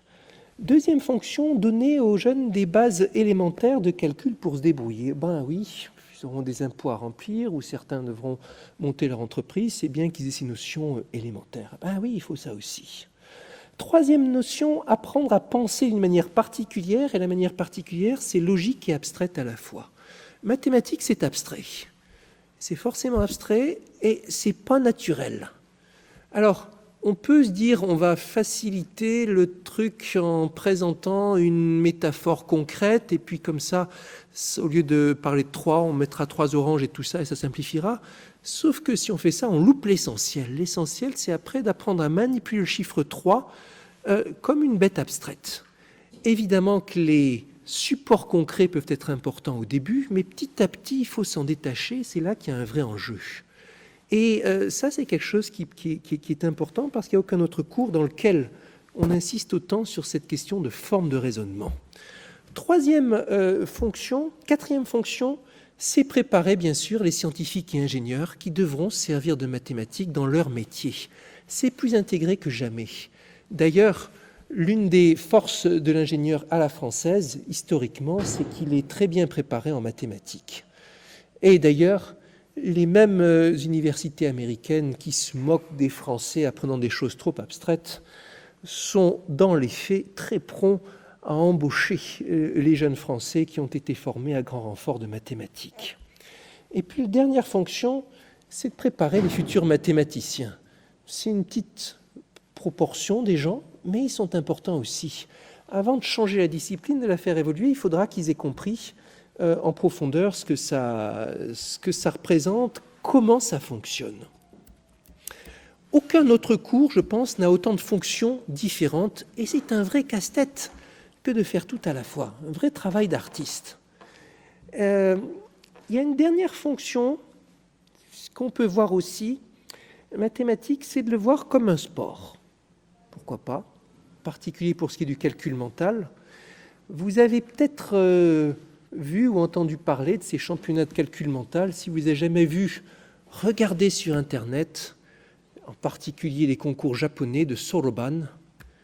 Alex Bellos, un vulgarisateur mathématique de très bon niveau, a posté sur YouTube 2 petites vidéos, par exemple, où on voit des fillettes faire du soroban. Vous voyez les 2 petites filles qui ont peut-être 10 ans, qui voient les nombres qui défilent, là, des nombres à 3 chiffres, tac, tac, tac, tac, tac, comme ça sur l'écran, 123, 156, etc. Tout en regardant les nombres qui défilent, elles jouent entre elles à un petit jeu où il faut que chacun réponde. Ça s'appelle Shiritori. Quelqu'un dit un mot et la deuxième doit dire un mot qui reprend dont la première syllabe et la dernière syllabe du mot qu'a dit la précédente, et ils continuent comme ça, font leur petit jeu en rigolant toutes les deux, et à la fin, une fois que tac tac, en hochant la tête chaque fois que les nombres approchent, et à la fin elles disent 17 623. C'est la somme de tous ces nombres-là. Vous voyez ça, vous dites « Oh, ah, ça c'est du sport de haute compétition ». Ça, c'est pas de la mathématique. Mais c'est une activité intéressante aussi, pourquoi pas. De la même façon que quand on fait du sport, évidemment que dans la vraie vie, taper dans un ballon, ça sert à rien. Mais c'est une activité intéressante, question de sport d'équipe, question de se dépasser et tout ça. Calcul mental a cette fonction aussi. On apprend à se concentrer, on apprend à donner le meilleur de soi-même, à activer sa mémoire et tout ça. J'insiste encore, c'est pas de la mathématique et c'est pas les mêmes centres du cerveau d'ailleurs qui sont activés pendant un calcul et pendant un raisonnement mathématique. Mais c'est intéressant quand même. Bon. Bien sûr, j'ai préparé beaucoup trop de choses. Alors, un jour, je vais réfléchissez-y sur ce statut de la mathématique. La mathématique, c'est aussi la discipline la plus polymorphe, si on veut. À la fois un art, une activité abstraite faite pour le plaisir de faire des nombres ou du calcul mental, et un enjeu économique, un enjeu politique, un enjeu pour le pays et pour tout. Alors un jour, j'avais lors d'un passage à la télévision, c'était sur Canal+, je savais qu'il y aurait 1 minute, il y aurait 1 minute de sérieux, c'était ça qui avait été convenu en amont, c'est déjà pas mal. Et je savais que j'avais 1 minute pour présenter la discipline mathématique, j'en réponds à la question, qu'est-ce que c'est la mathématique ? Et j'avais choisi de venir avec 3 objets emblématiques. Premier objet, c'était le livre d'Euclide, Les éléments, dans une belle édition colorée, parce que mathématiques, et oui, c'était des livres, un savoir qui se transmettait, et puis cette idée de logique. Dans le livre d'Euclide, on part des postulats, je décide que ça, ça et ça, et voici les règles, et à la fin, j'aboutirai à énormément de conclusions. Donc le livre d'Euclide, et puis c'était l'ancien et en même temps l'éternel. Et puis j'étais arrivé avec une forme mathématique qui s'appelle un gombox. Ça veut dire sphéroïde en hongrois. C'est une forme qui ressemble un peu à un silex taillé, ou un croisement entre avec une balle de tennis. Ça ressemble un peu, les Chinois ils voient un symbole de yin et de yang. Ça a été trouvé après 10 ans de recherche par une paire de chercheurs hongrois, et ça répondait au problème suivant. Existe-t-il un solide convexe, homogène, avec la même densité partout, qui a exactement 2 positions d'équilibre? Voilà. C'est un problème mathématique, c'est assez simple, vous voyez. Position d'équilibre, c'est une position telle que quand vous le mettez comme ça, il ne bouge pas, au moins en théorie. Il peut être stable, auquel cas ça ne bouge vraiment pas, ou instable, comme quand vous prenez un stylo parfaitement symétrique et que vous le mettez sur la pointe, il bougera en pratique, mais si ça avait été parfaitement vertical, il ne bougerait pas. Et donc la question c'était ça, est-ce qu'il y a des solides convexes homogènes avec juste 2 positions d'équilibre? Le gars, il a passé 10 ans de sa vie à réfléchir à ce problème-là, en se demandant si ça allait être dans des galets, tout ça, etc. C'est une rencontre de quelques minutes avec un mathématicien russe, un jour dans un congrès, qui a décidé à travailler là-dessus, et puis il l'a trouvé. C'est une célébrité, le gombox en Hongrie maintenant. C'est un truc qui se vend. Chaque fois que je l'amène, que je le montre à des gamins ou dans des démonstrations, c'est un grand succès. Et vous allez me dire à quoi ça sert? Il y a ça, ça sert à rien, mais que c'est beau. Et puis ça répond à un problème simple. Et puis il y avait cette quête, le plaisir, enfin c'est l'une des grandes joies de sa vie d'avoir découvert ce truc-là au gars. Et c'est inutile, mais en même temps c'est profond, et en même temps c'est beau, et ça fascine. Et puis le 3e objet que j'avais apporté, c'était mon téléphone portable, en prenant soin de cacher la marque, parce que vous savez, à la télévision, il faut faire gaffe de jamais faire de publicité. Mais mathématiques aussi, c'est là-dedans. Et pour la plupart des gens, passent leur temps à utiliser un téléphone portable en se disant que mathématiques, c'est un truc à couper les cheveux en quatre, sans soupçonner qu'il y a une dose de mathématiques dedans phénoménale pour la conception, pour les communications, pour la transmission, et ainsi de suite. Et pour la plupart des gens, c'est l'objet le plus mathématique qu'ils touchent, on va dire, et même dont ils se servent sans arrêt. Alors, en oubliant ce qu'il y a dedans, mais c'est normal, la technologie, c'est quand on peut oublier le concept qui a donné naissance à ça, et quand on n'a pas besoin de le connaître pour s'en servir. Mais quand même, c'est un truc à respecter, et c'est un truc qui vous rappelle, quand vous le savez, à chaque instant, tout ce que la société doit à la mathématique. Donc derrière ce choix de 3 objets, il y avait un souci de faire à la fois hommage à l'ancien et parler du nouveau. Et par exemple, le plus grand centre privé de recherche en mathématiques ouvert ces dernières années en France, en tout cas je pense en France, ça a été ouvert par un équipementier chinois, un fabricant de téléphones portables, qui a dit « il me faut de la recherche en mathématiques et je veux que dans 2 ans, il y ait 70 chercheurs qui travaillent en France sur les problèmes qui m'intéressent dans les communications et par rapport au téléphone portable, des questions de recherche contemporaine. » C'est aussi du nouveau. Et puis, j'avais souci aussi qu'il y ait quelque chose d'élégant et quelque chose de plus fonctionnel, de plus techno, quelque chose qui soit très appropriable, comme les éléments de Euclide, on peut les regarder, chacun en détail, et tous s'en convaincre, si on est aussi patient que Lincoln. Et puis quelque chose de mystérieux. Téléphone portable, il n'y a pas un humain qui connaît dans le détail tout ce qui se passe dedans. C'est un travail extrêmement intégratif dans lequel le savoir-faire des uns et des autres se répond. Et puis, je voulais qu'il y ait aussi précisément le côté, qu'est-ce qu'on va dire, quelque chose qui serait plus abstrait, quelque chose qui serait plus concret. Le gombox, vous le touchez. Bon, les éléments de Euclide, vous pouvez toujours toucher, mais ce qui compte, c'est les formules, évidemment. Et la mathématique, c'est tout là-dedans, dans ce jeu entre le concret et l'abstrait, et cette idée qu'on va pouvoir agir sur le concret en commençant par réfléchir dans l'abstrait, et agir dans l'abstrait d'abord.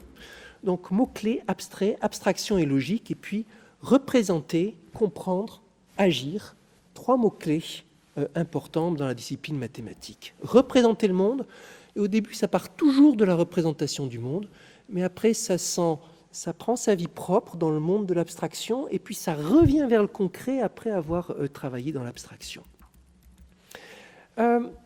Si on revient sur les questions, quelques notions fondamentales, donc là, c'était un peu par rapport à des objets, une présentation au grand public. Maintenant, si on se demande par rapport à un écolier, qu'est-ce qu'on prendrait comme exemple de notions fondamentales qui représenteraient bien la discipline et que petit à petit on va apprendre à maîtriser et dont chacun représente des siècles, voire des millénaires de développement. Alors, à coup sûr, l'une de ces notions emblématiques, c'est les nombres. Et les nombres, qu'est-ce que c'est d'ailleurs ? Le problème est délicat.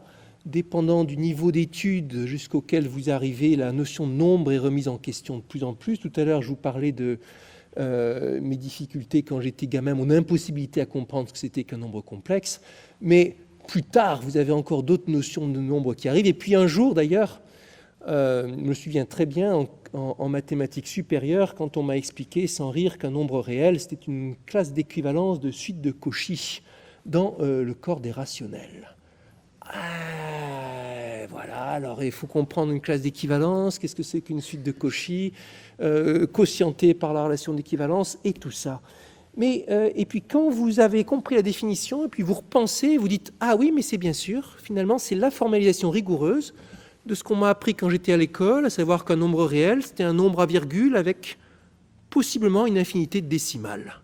Possiblement une infinité de décimales, ça ne veut rien dire, tant qu'on n'a pas les notions d'analyse. Mais c'est normal. Le concept de nombre, il a été formalisé tel qu'on le connaît maintenant au XIXe siècle. Ça veut dire qu'il a fallu, 2000 ans de travail pour en arriver à la situation actuelle. On ne va pas refaire en quelques années ces 2000 ans de travail conceptuel et il faut, par couches successives, apprendre à apprivoiser ce que c'est que les nombres. À l'école, on apprend pi. Bien plus tard, on vous apprend que, en fait, Pi, c'est le double de la première valeur d'annulation sur la droite réelle de la série entière qui définit le cosinus. Bon. Et une définition de pi qui est apparue au XXe siècle, au fin du XIXe siècle. Bon, et donc petit à petit, il y a toujours une définition plus complexe, et nombre, c'est normal, on le fait par strates. Petit à petit, c'est normal de revenir et de revenir encore et encore là-dessus. Autre concept, les relations. Peut-être pas de concept plus important pour un mathématicien que les relations des objets les unes avec les autres. Toute l'algèbre, c'est la formalisation de relations. Et les symétries, ben oui, c'est l'exemple de comprendre que certains objets sont en relation, qu'il y a la nature de l'objet, mais il y a aussi la relation des objets les uns avec les autres et qu'on apprend énormément. Il y a des mathématiciens qui passent leur vie à étudier un objet par les relations qu'ils ont avec d'autres objets. Et puis, autre concept emblématique, encore plus délicat, peut-être les fonctions. Notion moderne de fonction, là aussi, ça s'est dégagé très tard. Je vais vous raconter un petit exercice, encore une anecdote de moi quand j'étais jeune. Je ne sais plus à quel âge c'était. Si, mais c'était au lycée. C'était au lycée, je ne saurais plus vous dire exactement quand, mais il y avait ce petit exercice. Montrer qu'une fonction réelle est la somme d'une fonction paire et d'une fonction impaire. Fonction paire, hein, symétrique par rapport à l'origine, symétrie axiale, fonction impaire, symétrie centrale par rapport à l'origine. Je regarde l'énoncé, je me dis, il manque quelque chose là.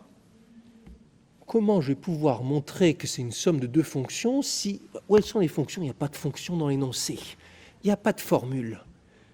Puis j'ai réfléchi, j'ai compris. Et puis la solution, quand on l'a vue, on la connaît. On fait dans l'ancien temps, on disait analyse et synthèse. Si la fonction paire et la fonction impaire existent, alors la fonction paire, c'est f de x plus f de moins x divisé par 2. La fonction impaire, c'est f de x moins f de moins x divisé par 2. Et voilà. Et puis vous regardez réciproquement, et ça marche. Bon. En tout cas, rien que là, je me suis dit, là j'ai compris quelque chose.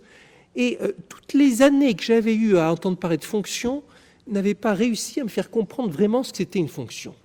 Là, à cette minute-là, résoudre l'exercice, j'avais compris ce que c'était une fonction, au sens où une fonction, c'est pas forcément un truc qui est donné avec des formules, c'est un truc abstrait. C'est un truc qui a un nombre associé à un autre nombre, et pas forcément avec un cosinus ou un carré ou qui sait quoi. Et le petit exercice, il m'avait fait ce chemin alors que des années de cours, j'avais cru que j'avais compris, mais je n'avais pas vraiment compris. Et c'est pareil pour tout, et c'est pour ça qu'en mathématiques, vous ne pouvez rien faire sans les exercices. Il y a des exercices qui vous font vraiment faire des sauts quantitatifs et qui ne peuvent pas remplacer le cours. C'est peut-être la discipline qui a le plus besoin d'exercices. Vous allez me dire, avec les horaires qu'ont les cours de mathématiques, que c'est impossible. Ben ouais, mais l'enseignant de mathématiques, on lui donne une mission impossible. Alors, terminons en parlant d'un certain nombre sur ces questions impossibles, un certain nombre de mythes par rapport aux mathématiciens et aux mathématiques, qui sont des mythes, et c'est bien de le rappeler. Premier mythe, la calculatrice va remplacer le mathématicien, ou variante, l'intelligence artificielle va remplacer le mathématicien. Je rigole. Qu'est-ce qu'on va dire? Les médecins seront au chômage avant les mathématiciens. Plus vous avez d'ordinateurs et d'algorithmes qui se développent, plus vous avez besoin de mathématiciens pour les comprendre et pour les utiliser, et pour les agir et pour les utiliser à bon escient. Et évidemment, on n'a plus besoin de calculateurs. Il y a eu une époque où le mathématicien devait aussi savoir faire les calculs. Et Gauss vous faisait des calculs à 10 chiffres après la virgule, comme ça, au petit déjeuner, sans sourciller. Mais ça, c'est fini. Oui, les machines ont remplacé les humains pour les calculs, mais pas pour les raisonnements. C'est le saint graal de tous les spécialistes d'intelligence artificielle, le programme qui inventera des théorèmes tout seul. Je suis prêt à parier que je ne le verrai pas de mon vivant. Mythe suivant, il y a un moyen d'apprendre la mathématique sans effort. Je n'y crois pas. Il y a forcément un effort. C'est pas une démarche naturelle mathématique à l'humanité. Ça demande un effort. Comprendre un raisonnement logique, il a fallu des millénaires avant d'en arriver là. Forcément, il y a un effort. Mais l'élève motivé, il est prêt à faire l'effort de la même façon qu'un entraînement de sport. S'il n'est pas motivé, évidemment, ça lui sera une souffrance insupportable. Mais toute la question dans l'enseignement, l'une des grandes questions, c'est de donner suffisamment de motivation d'une façon ou d'une autre pour qu'on soit prêt à consentir l'effort qui va vous faire progresser. Alors, l'autre mythe, là je rejoins complètement ce que disait le collègue Édouard Philippe, le mythe selon lequel le bon programme entraîne automatiquement les bons résultats, ça c'est un mythe complet. Hein. Et première remarque, je vous ai parlé tout à l'heure de mes souvenirs marquants, sans conteste, les profs qui m'ont le plus marqué, ce sont ceux qui ne suivaient pas le programme et qui avaient leur façon de faire les choses. Et c'est important qu'il y ait une diversité de points de vue et une diversité de méthodes. Autre mythe, on va pouvoir remplacer le professeur par des machines et des enseignements et des trucs automatisés qui filent les exercices, qui corrigent automatiquement et ainsi de suite. C'est pas complètement faux au sens où ça va aider, mais l'idée de la salle de cours mathématiques entièrement numérique, je n'y crois pas. Et d'ailleurs, ça a été chiffré que, alors pour ceux qui pensent que ce serait une économie, ça a été chiffré que même avec des systèmes perfectionnés, tout ça, ça coûte pas moins cher parce qu'il vous faut le coût de la maintenance, l'interface et tout quand vous vous lancez dans la question informatique. De la même façon, il y a ce mythe, les cours en ligne vont tout renverser. On va pouvoir faire des cours avec des dizaines de milliers d'élèves et tout ça. Ça ne marche pas non plus. Il y a quelques années, vous voyez les gens encore qui disaient que les fameux MOOC, les Massive Open Online Course, allaient tout renverser, que les universités allaient s'effondrer et tout ça. Et les mêmes qui étaient là-dedans en disant que ça allait tout renverser, maintenant ont changé de job en se disant finalement, c'est pas à l'université qu'il faut le faire, c'est dans l'entreprise ou qui sait quoi. J'en ai fait un de MOOC, je vous dis, mais quel boulot phénoménal! Alors c'était intéressant. Et c'est bien qu'on en fasse, et c'est bien qu'il y ait des expériences comme ça, à petite dose, et c'est bien aussi que ça puisse venir enrichir les cours, mais ça ne va pas remplacer le truc, c'est juste trop compliqué et pas assez souple. Alors, l'autre mythe, ou la mauvaise façon de voir le problème, on va dire, c'est le mythe de dire, bon, il faut rajouter du numérique. Ça, c'est pas la bonne façon de poser le problème. Discours d'investiture du président Obama, il disait, ouais, on va utiliser une nouvelle technologie pour... et on va utiliser ça pour faire notre enseignement le meilleur ou quelque chose comme ça. C'est pas comme ça qu'il faut poser la question. Il ne faut pas se demander « je vais rajouter la technologie pour améliorer les choses ». Il faut prendre la chose dans l'autre sens, se demander quels sont les concepts, qu'est-ce qu'il faut transmettre, et là-dessus, sur tel et tel sujet, à chaque fois, est-ce que la technologie peut aider ou pas? Mais à la fin des fins, ce qui compte, c'est le cerveau de l'élève, le rapport entre le cerveau de l'enseignant et le cerveau de l'élève, et la question numérique, c'est de se mettre au service de ça. Par exemple, autant les MOOC ne marchent pas au sens des cours pour remplacer les cours traditionnels, autant en revanche, il y a eu des expériences positives sur ce qui a été appelé pédagogie inversée, système dans lequel le cours, le noyau de cours est mis en ligne, et ensuite la discussion par-dessus, si on veut, est faite en classe. Cours en ligne, exercice en classe, si on veut. Mais à la fin, c'est dans cette relation entre l'enseignant et l'élève que les choses se passent, que les choses clés se passent. Il n'y a pas longtemps, il y avait un gars qui me racontait qu'un de ses amis avait fait une étude pour une grande entreprise qui lui demandait trouver comment faire les MOOC de la façon la plus adaptée qui soit pour les besoins de formation d'entreprise. Et cet ami lui disait, sans rire, on a trouvé la bonne façon de faire le MOOC, c'est si tous ceux qui doivent être formés assistent en même temps au MOOC et en présence d'un intervenant qui donne des explications et des commentaires. Ah ben voilà, on est revenu à la fin des fins, l'enseignement, c'est un rapport entre êtres humains. Et la relation numérique, elle est là pour enrichir et pas pour remplacer. Bon. L'autre mythe dont j'ai parlé, c'est il suffit de rendre ça plus concret et ça sera très simple. Ça aussi, c'est un mythe. Et puis, tout le monde peut y arriver. Il y a des gens qui ne peuvent vraiment pas. C'est comme la lecture. Vous avez des gens qui sont des vrais dyslexiques. Vous pouvez faire ce que vous voulez, ils n'apprendront pas à lire. Il y en a qui, vous pouvez faire ce que vous voulez, ils ne comprendront jamais ce que c'est qu'une démonstration. Cela dit, il y a beaucoup plus de gens qu'on ne croit, ou en tout cas qu'ils ne croient, qui sont capables de comprendre.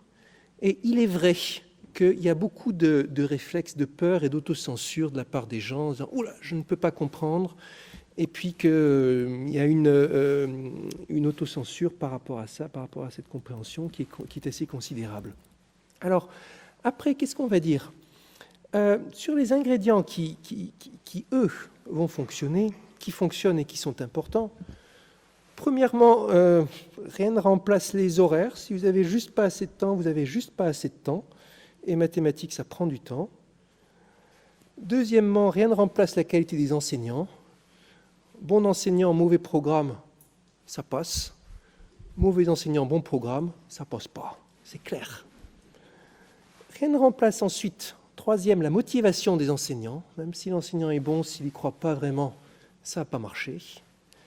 Et je vais noter au passage que de loin, la meilleure période d'innovation scientifique, technologique, vraiment américaine, ça a été dans le milieu du XXe siècle, en particulier l'aventure des Bell Labs, qui reste le plus grand laboratoire entreprise qu'on ait jamais vu, le plus grand projet de recherche industrielle qu'on ait jamais vu. Ils ont inventé les transistors, ils ont inventé le téléphone portable, ils ont inventé les satellites de télécommunication, ils ont inventé le langage C, ils ont tout inventé en gros.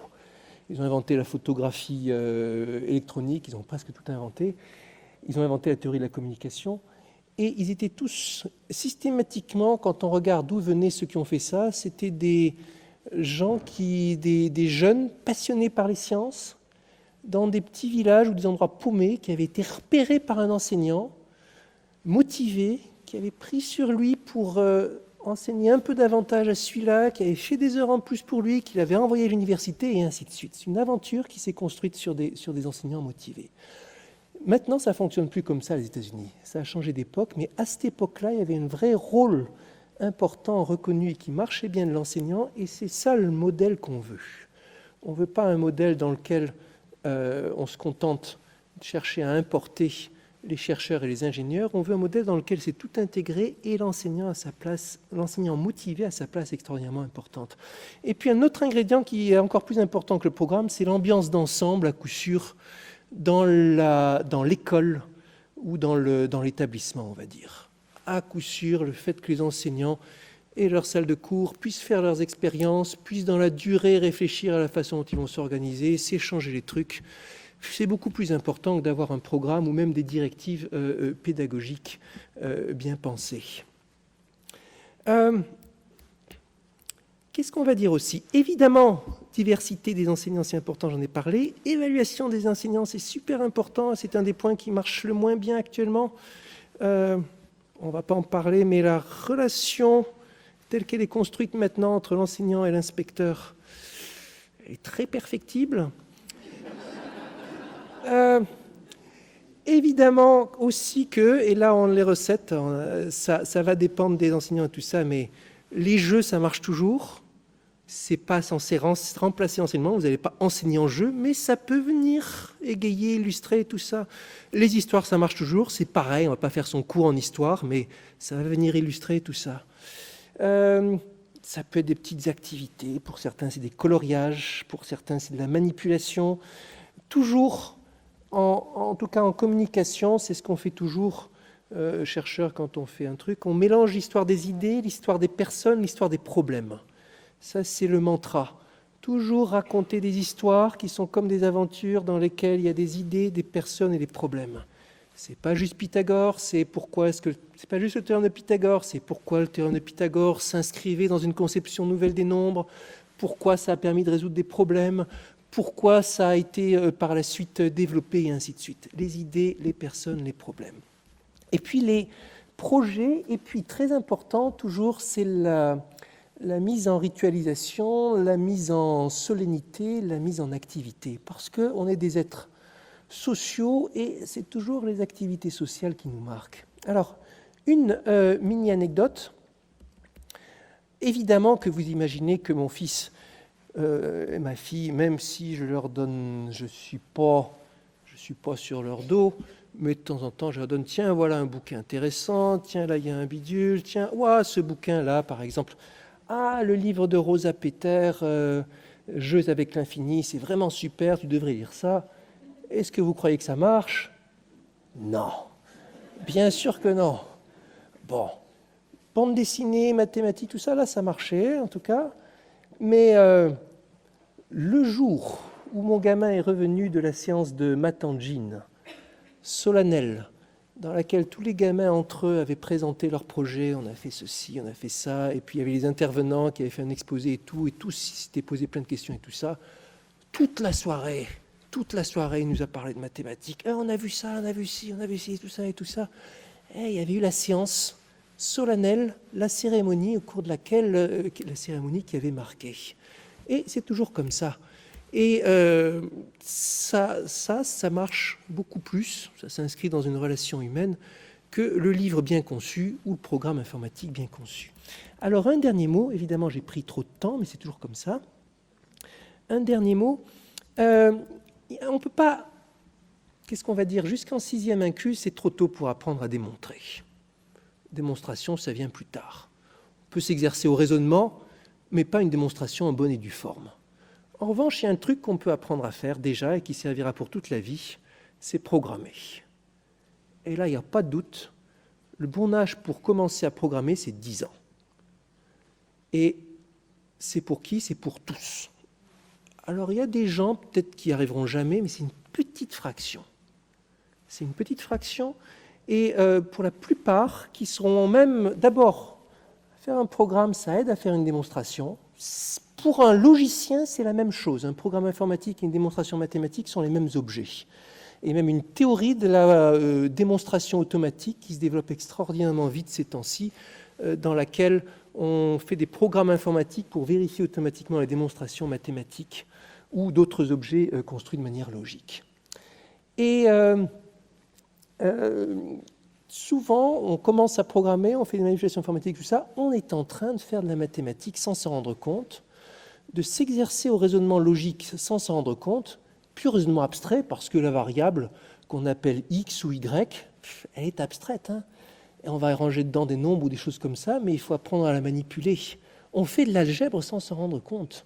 Et donc ça, c'est extraordinairement efficace. Ça joue même, dans une certaine mesure, le rôle que jouaient les langues anciennes dans le temps. Hein, pourquoi on apprenait le latin de manière aussi universelle et motivée? Aussi pour s'exercer à faire de la grammaire sur une autre langue que sa langue maternelle, parce que la grammaire sur sa langue maternelle, c'est une souffrance, mais la grammaire sur un langage abstrait, ah, j'en vois qui sont choqués, mais oui, les cours de grammaire, c'est mon pire souvenir de quand j'étais gamin. Et on parle sa langue maternelle naturellement et tout ça, et là il faut décomposer. Ah, ça c'est le complément d'objet indirect, et celui-ci, celui-ci dans la position, et ceci, oh là là là là là là là. Excusez-moi, j'en ai choqué peut-être quelques-uns, mais vraiment c'est mon pire souvenir. Alors que vous l'apprenez sur le latin, ah bah, c'est rigolo. Et puis si vous ne connaissez pas la règle de grammaire, vous n'arriverez pas à écrire le truc en latin. Programmation, c'est comme ça. Si vous ne connaissez pas la règle de grammaire, votre programme il ne marchera pas. Et à la fin, vous pouvez vérifier qu'il ne marchera pas parce qu'il ne donnera pas le résultat. L'élève peut se corriger lui-même. Il y a très peu d'activités où c'est faisable, ça. Donc c'est pour ça que j'insiste. Programmation, c'est quelque chose qu'il s'agit de commencer à l'âge de 10 ans et quelque chose qu'il s'agit d'avoir soi-même maîtrisé. Et les gens vont dire « Ouais, mais quel langage, les langages changent et tout ça. » Aucune importance. Il faut en apprendre un. Et pour les gamins, ça a été théorisé, expérimenté. Vous avez les choses comme Scratch qui a été inventé spécialement pour que les jeunes gamins puissent y faire et tout ça. Un gamin de 10 ans, la grande majorité des gamins de 10 ans, ils peuvent apprendre à programmer en Scratch. Et après, ils peuvent même continuer longtemps. Hein. Ils peuvent continuer pendant des années. Ils peuvent programmer en Scratch des jeux vidéo compliqués, des trucs de plateforme, des machins que moi, j'étais incapable de programmer dans le temps, même quand je faisais du Pascal au lycée, parce qu'il y a eu une évolution, parce que les outils ont été pensés et tout ça. Alors après, ils peuvent se mettre à ce qu'ils veulent, ça pourra être du Python, ça pourra même être du Camel, ça pourra même être du C, ça pourra être du C++, ce que vous voulez, mais il faut commencer au début et avoir conscience que c'est qu'un programme informatique. Le monde actuellement est régi par des algorithmes sans arrêt partout. Évidemment qu'on n'a pas besoin que tout le monde sache programmer quelque chose, mais au moins qu'on ait l'idée de ce que c'est. Et puis, pour beaucoup, ça sera le cheval de Troie pour se lancer dans le raisonnement mathématique. Voilà. Alors, tout ça, ça fait beaucoup de choses.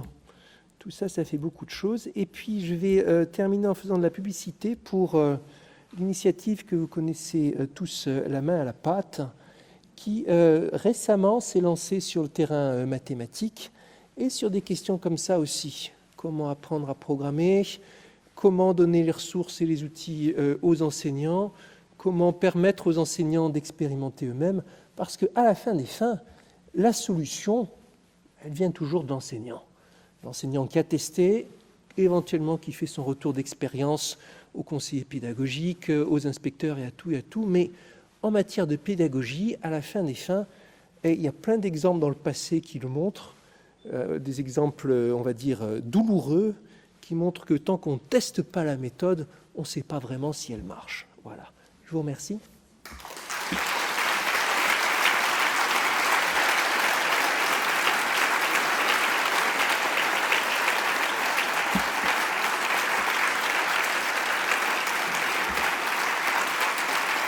Merci.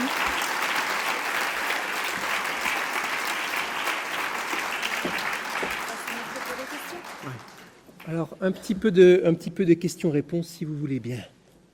Vous avez un micro à disposition, donc vous levez la main.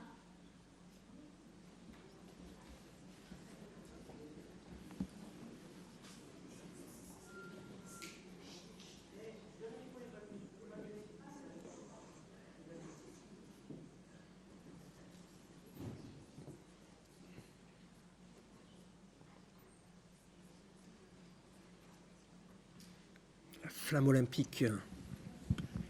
Voilà. Merci pour cette intervention. On sent dans tout ce que vous expliquez un plaisir des mots. Et je voudrais qu'on parle un peu du langage mathématique. C'est-à-dire, on sent que vous parlez avec gourmandise de barycentre, de classe d'équivalence, de suite de Cauchy, etc.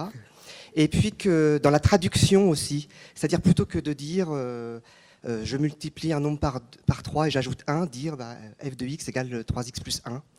Est-ce qu'on ne peut pas transmettre aux enfants ce plaisir de la langue pour qu'ils ne considèrent pas le langage mathématique comme une langue morte ou une langue vivante mais étrangère et incompréhensible? Oui, la chose est importante. Merci pour la très bonne question. La question est subtile. D'un côté, alors effectivement, il y a le plaisir des mots et la marge est fine entre le plaisir du mystère et le problème de la pédanterie. Et pour prendre juste un exemple qu'on connaît tous, quand vous avez un triangle rectangle, évidemment que le côté qui est opposé à l'angle droit, c'est l'hypoténuse. On peut dire, c'est un joli nom qui renvoie aux racines grecques, c'est mystérieux, c'est sympa. On peut aussi dire, quel besoin d'appeler ça l'hypoténuse, alors qu'on pourrait dire le grand côté. Parce que, évidemment, dans un triangle rectangle, l'hypoténuse, c'est toujours le plus grand côté. Et là, les gens s'en souviendraient toute leur vie, le retiendraient plus facilement peut-être. Donc on est toujours là-dedans, dans cet entre-deux. Je n'ai pas d'avis tranché sur la question, et je pense là aussi que sans doute il faut, sur ce cas-là, c'est bien de dire de donner les deux. Sur un autre exemple, mais qui pour le coup, qui fait un peu désuet, dans le temps, je ne suis pas si vieux, vous allez me dire, mais on m'a appris qu'un vecteur, c'est une classe d'équivalence de bipoints. Alors, et c'était au collège. Alors, quand même, vous voyez, on imagine le parent d'élève, classe d'équivalence de bipoints. Et pourtant, un vecteur, tout le monde sait ce que c'est, quoi. C'est un truc qui a une longueur, une direction, et puis voilà. Alors, évidemment, la vraie définition, c'est classe d'équivalence de bipoints. Et pour le coup, elle est pédante. Avec le recul, je dirais, je n'ai pas de problème à considérer que c'est une définition pédante et qu'il est préférable d'avoir une définition moins, justement, avec pas cet usage du mot équivalence. N'empêche que, disons, ça avait l'intérêt d'introduire une notion, pour le coup, c'était une notion de relation d'équivalence, donc une façon de concevoir les choses abstraitement. Donc ça, c'était pas dénué d'avantages, mais je pense que là, c'est dans l'excès. Donc il y a ces écueils, en même temps cet intérêt. Alors, évidemment que pour les enfants, ça peut être un plaisir de la découverte du nouveau mot. Évidemment que même dans le domaine littéraire, il y a des exemples célèbres comme Lautréamont qui utilisait des mots mathématiques dans la poésie pour le plaisir de la façon dont ça chantait et dont ça ajoutait une touche inimitable. Et le deuxième exemple que vous donnez, il est de nature différente, je vais dire. F de x égale 3x plus 1, là, c'est quelque chose de délicat. Hypoténuse, c'est donner un mot, donner un nom au truc, et ça, c'est une démarche très ancienne et naturelle. X, c'est une démarche difficile. Vous savez que les Grecs, ils n'avaient pas de X. Ils avaient des périphrases, plein de mots et tout ça, mais ils n'avaient pas de notation abstraite telle qu'on l'a maintenant. Et ce passage à la notation abstraite, c'est quelque chose qui est un vrai saut. On peut hésiter sur le côté hypoténuse, on peut hésiter, est-ce qu'il faut, est-ce qu'il ne faut pas, on peut avoir des avis différents. En revanche, sur le fait que 3x plus 1, c'est quelque chose d'important à transmettre, là, il n'y a pas de doute. Il faut qu'à un moment, la classe, quand on dit 3x plus 1, comprenne que c'est l'opération qui a quelque chose, va multiplier 3 et ajouter 1. Et ça, c'est un acquis conceptuel important déjà. Là-bas, je vois. Alors, il faut rajouter aussi, qu'est-ce qu'on va dire ? Là, on parle souvent de mathématiques comme d'un langage. C'est vrai et c'est faux. C'est vrai au sens où c'est une façon de représenter de manière symbolique des choses réelles. Et donc, comme je disais, un reflet du monde. Et comme on dit, par exemple, il y a tous les escargots, c'est autant de spirales, mais il y a la spirale mathématique qui est une abstraction du concept de spirale d'escargot, qui elle est définie par une équation mathématique précise et qui est un élément dans la représentation du monde. En ce sens, ça va être un langage.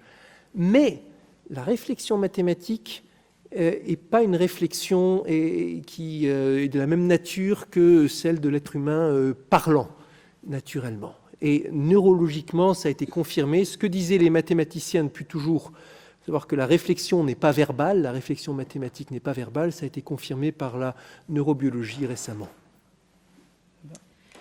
Oui, bonjour et merci pour votre intervention. Et ça nous a permis de nous replonger dans des titres de sciences mathématiques bien lointaines, parfois plus ou moins douloureuses. Vous avez démarré également par des souvenirs de votre scolarité, mais malheureusement pas de la scolarité enfantine. C'est quand même notre sujet pour nous d'intervention principale. Et me pose la question du pourquoi. Est-ce que de ces concepts très abstraits, de la théorie évidemment, on a, nous, en primaire, la grande et très grande difficulté de devoir didactiser un maximum ces concepts pour le plus jeune âge.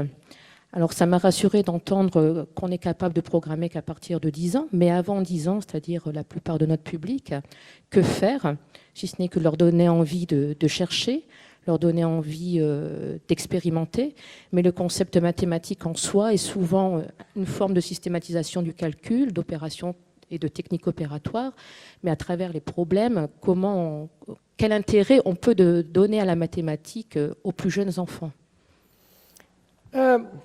D'abord, comme vous l'avez très bien dit, si on est avant l'âge du concept, on est sur la question de donner le goût de résoudre des problèmes. Ne serait-ce que ça serait mission accomplie. Ensuite, déjà le travail sur, qu'est-ce qu'on va dire ? Par exemple, la notion de nombre, c'est une notion sur laquelle on peut revenir à tous les âges. D'ailleurs, quand on commence à programmer, il y a la question, qu'est-ce que ça veut dire un nombre ? Et c'est toute une affaire, si c'est tel format ou tel autre format. Mais là, oui, je crois que vous l'avez tous dit, vous avez la mission de didactiser au plus possible. On va dire aussi que je pense être sincère et dans le vrai en disant que le segment primaire, c'est celui qui marche le mieux dans notre pays en termes d'éducation. Et que, quelque part, qu'est-ce qu'on va dire, le travail de mise en jeu, mise en motivation et tout ça est dans l'ensemble bien fait. Alors, pourquoi je n'ai pas cité de souvenirs de petite enfance ? C'est simple, j'en ai aucun, littéralement. J'arrive pas à retrouver ni... Alors, on va dire aussi qu'il est vrai que j'étais le profil du petit gamin tout chétif et souvent malade, et qui passait plus de temps à la maison, dans son lit, occupé à lire, qu'en classe, c'est vrai. C'est peut-être une des raisons pour lesquelles il y a peu de souvenirs, mais je n'ai pas souvenir ni une seule notion, ni d'un jeu, ni de quoi que ce soit que j'aurais fait en classe en mathématiques avant la classe de 5e. Juste, je ne me souviens plus.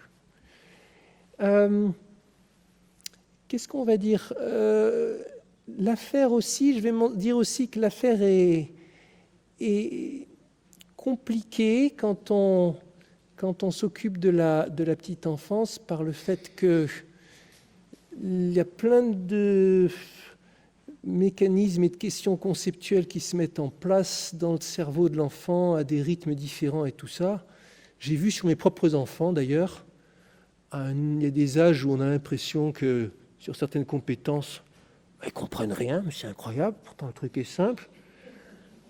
Puis vous regardez quelques mois plus tard et c'est le contraire, sur tel truc où ils ne comprenaient rien, là ils sont foudroyants, et sur tel autre, ils ne comprennent plus du tout. Et on a l'impression qu'il y a plein de choses qui se réarrangent, qui avancent à des vitesses très différentes. Vous les voyez bloqués des fois sans comprendre du tout pourquoi. Et il n'y a pas tellement de... Il est très dur d'en tirer des règles générales, si ce n'est que l'enseignant de primaire doit être extrêmement attentif au point où les enfants sont conceptuellement et où c'est pas tellement faire passer des concepts précis que d'accompagner dans certaines attitudes, états d'esprit et le fait d'avoir les idées claires. Là, il est l'enjeu et il est déjà énorme. Alors, 10 ans, c'est un peu aussi un âge qui revient dans certains exemples historiques célèbres sur des périodes marquantes pour l'enfant. Par exemple, Alan Turing, on sait que toute sa vie, il a été marqué par un bouquin qu'il a lu quand il avait 10 ans. Même jusqu'à ses travaux sur l'intelligence artificielle étaient déjà en germe dans le bouquin. Il y a d'autres exemples comme ça. 10 ans, c'est un âge dans lequel beaucoup de choses peuvent se déterminer. Et disons, avant, c'est une période beaucoup plus floue. Le simple fait que j'arrive à me souvenir de rien montre que, très certainement, j'étais dans un certain flou. Pour l'anecdote, j'étais le genre de gamin un peu nerdy, qui connaissait par cœur l'ordre des planètes dans le système solaire avant de pouvoir donner l'ordre des saisons. Vous voyez le genre. Bon. Et les gamins, comme on sait, les gamins, ils sont très variables. Et avant 10 ans, pas de règles vraiment. Des jeux, oui, il en faut. Et tout ce qui pourra entraîner le gamin dans une démarche de curiosité, vis-à-vis de la représentation, vis-à-vis de l'opération, vis-à-vis d'un effort de raisonnement, sera bon à prendre. Et après, au niveau des contenus, il n'y a aucun concept autre que ceux qui sont dictés par le bon sens et l'expérience qui me viennent en tête, qui soit vital d'avoir approfondi. Alors quand j'étais gamin, il y avait ce bouquin qui disait tout se joue avant 6 ans. Moi, j'ai jamais été convaincu, moi. Évidemment que c'est très important, la petite enfance. Mais 6 ans, 7 ans, 8 ans, une période suffisamment malléable pour qu'il y ait plein de choses qui puissent être rattrapées une année sur l'autre, à mon humble avis.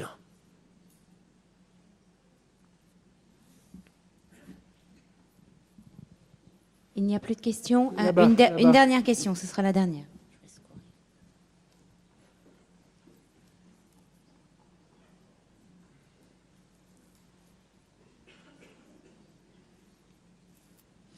Bonjour, merci pour votre intervention. Vous avez dit que selon vous, il y avait très peu de gens qui étaient définitivement incapables d'accéder à un raisonnement abstrait, etc. Qu'est-ce que vous avez comme élément d'explication par rapport à ceux qui, à un moment donné, font un blocage? Je ne vous cache pas que c'était mon cas. Et vraiment, enfin, le mystère total. Donc, comment est-ce que vous avez quelques hypothèses d'explication par rapport à ça? Ouais, il y en a. Enfin, il y en a plusieurs. Vous avez des. D'abord, les explications sur ce genre de choses vont varier d'une personne à l'autre. Ça dépend des gens, mais je veux dire, les gens qui vous parlent de pédagogie, ils ont des explications différentes et tout ça, certaines auxquelles je ne crois pas. Mais je crois qu'il n'y a pas tant de mystère que ça. D'abord, mathématiques, c'est une discipline un peu à part. Elle est très imbriquée dans les autres disciplines, mais la forme de raisonnement est particulière, justement parce que c'est la seule dans laquelle on accorde une telle importance à cette question du raisonnement déductif et du raisonnement abstrait. Et ça, quelque chose qui peut être effrayant. Et puis il y a aussi, c'est très clair, je crois, un sentiment, une attente, une appréhension dès le départ, a priori.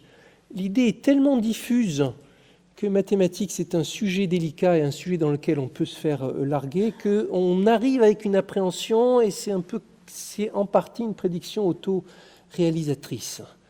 Alors, il y a un mythe aussi selon lequel dans d'autres pays c'est beaucoup plus naturel et tout ça. En gros, c'est dur dans tous les pays. C'est dur dans tous les pays et dans tous les pays, les gens, souvent, fanfaronnent. Enfin, vous avez des gens qui sont bloqués et d'autres qui fanfaronnent d'avoir été nuls en mathématiques. C'est régulier, sans arrêt, je suis confronté à ça. « Ah ouais, moi j'étais dernier, ah ouais, moi j'étais vraiment nul » et tout ça. Et les gens le disent avec presque fierté. Ça participe aussi à cette idée que mathématiques, c'est quelque chose de particulier, quelque chose sur quoi on vous attend.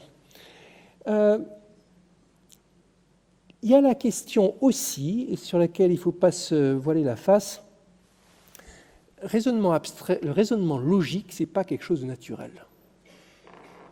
Il faut le regarder en face, et il suffit de regarder n'importe quelle, qu'est-ce qu'on va dire, séquence de propagation d'informations, ou n'importe quelle séquence politique, ou un peu tout, la vie de tous les jours, pour voir à quel point on passe notre temps à faire des raisonnements illogiques. Et à les faire très bien, très rapidement. Les tâches pour lesquelles on a été biologiquement programmé, on les fait sans même y réfléchir. Et l'idée qu'il faut faire un truc conscient, A plus B et tout ça, c'est quelque chose qu'il a fallu faire venir de force. En ça, on a une intelligence, comme les autres animaux, une intelligence qui n'est pas du tout fondée sur le modèle d'une intelligence logique, façon d'un ordinateur. Les petits problèmes de géométrie qu'on résout, où il faut juste mettre 3 arguments bout à bout, si on les regarde froidement, et du point de vue de la théorie, beaucoup plus simple, infiniment plus simple que les raisonnements compliqués, subtils qu'on fait en analysant une situation politique, par exemple, et sans même y penser. Mais il y a une activité pour laquelle on est naturellement fait,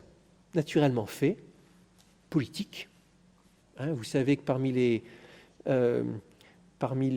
primates, vous avez le chimpanzé et l'homme, sont les 2 animaux extraordinairement politiques dans le tas, et c'est naturel, inné et tout ce que vous voulez, et une activité de l'autre côté pour laquelle on n'est pas fait, comprendre un petit raisonnement géométrique. Et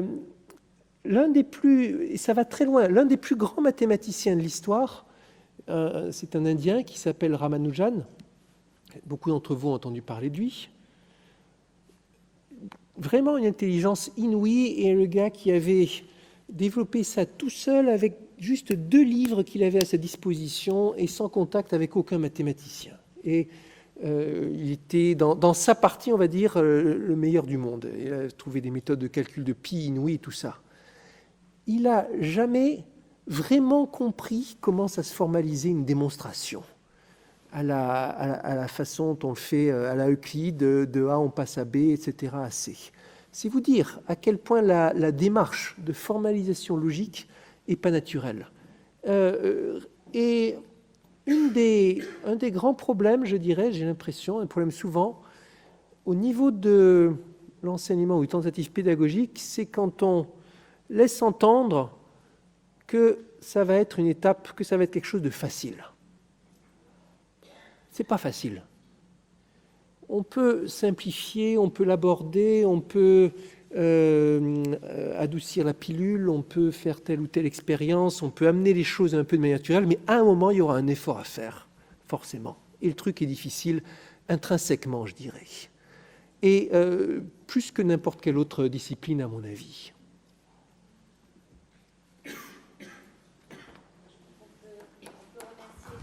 Merci.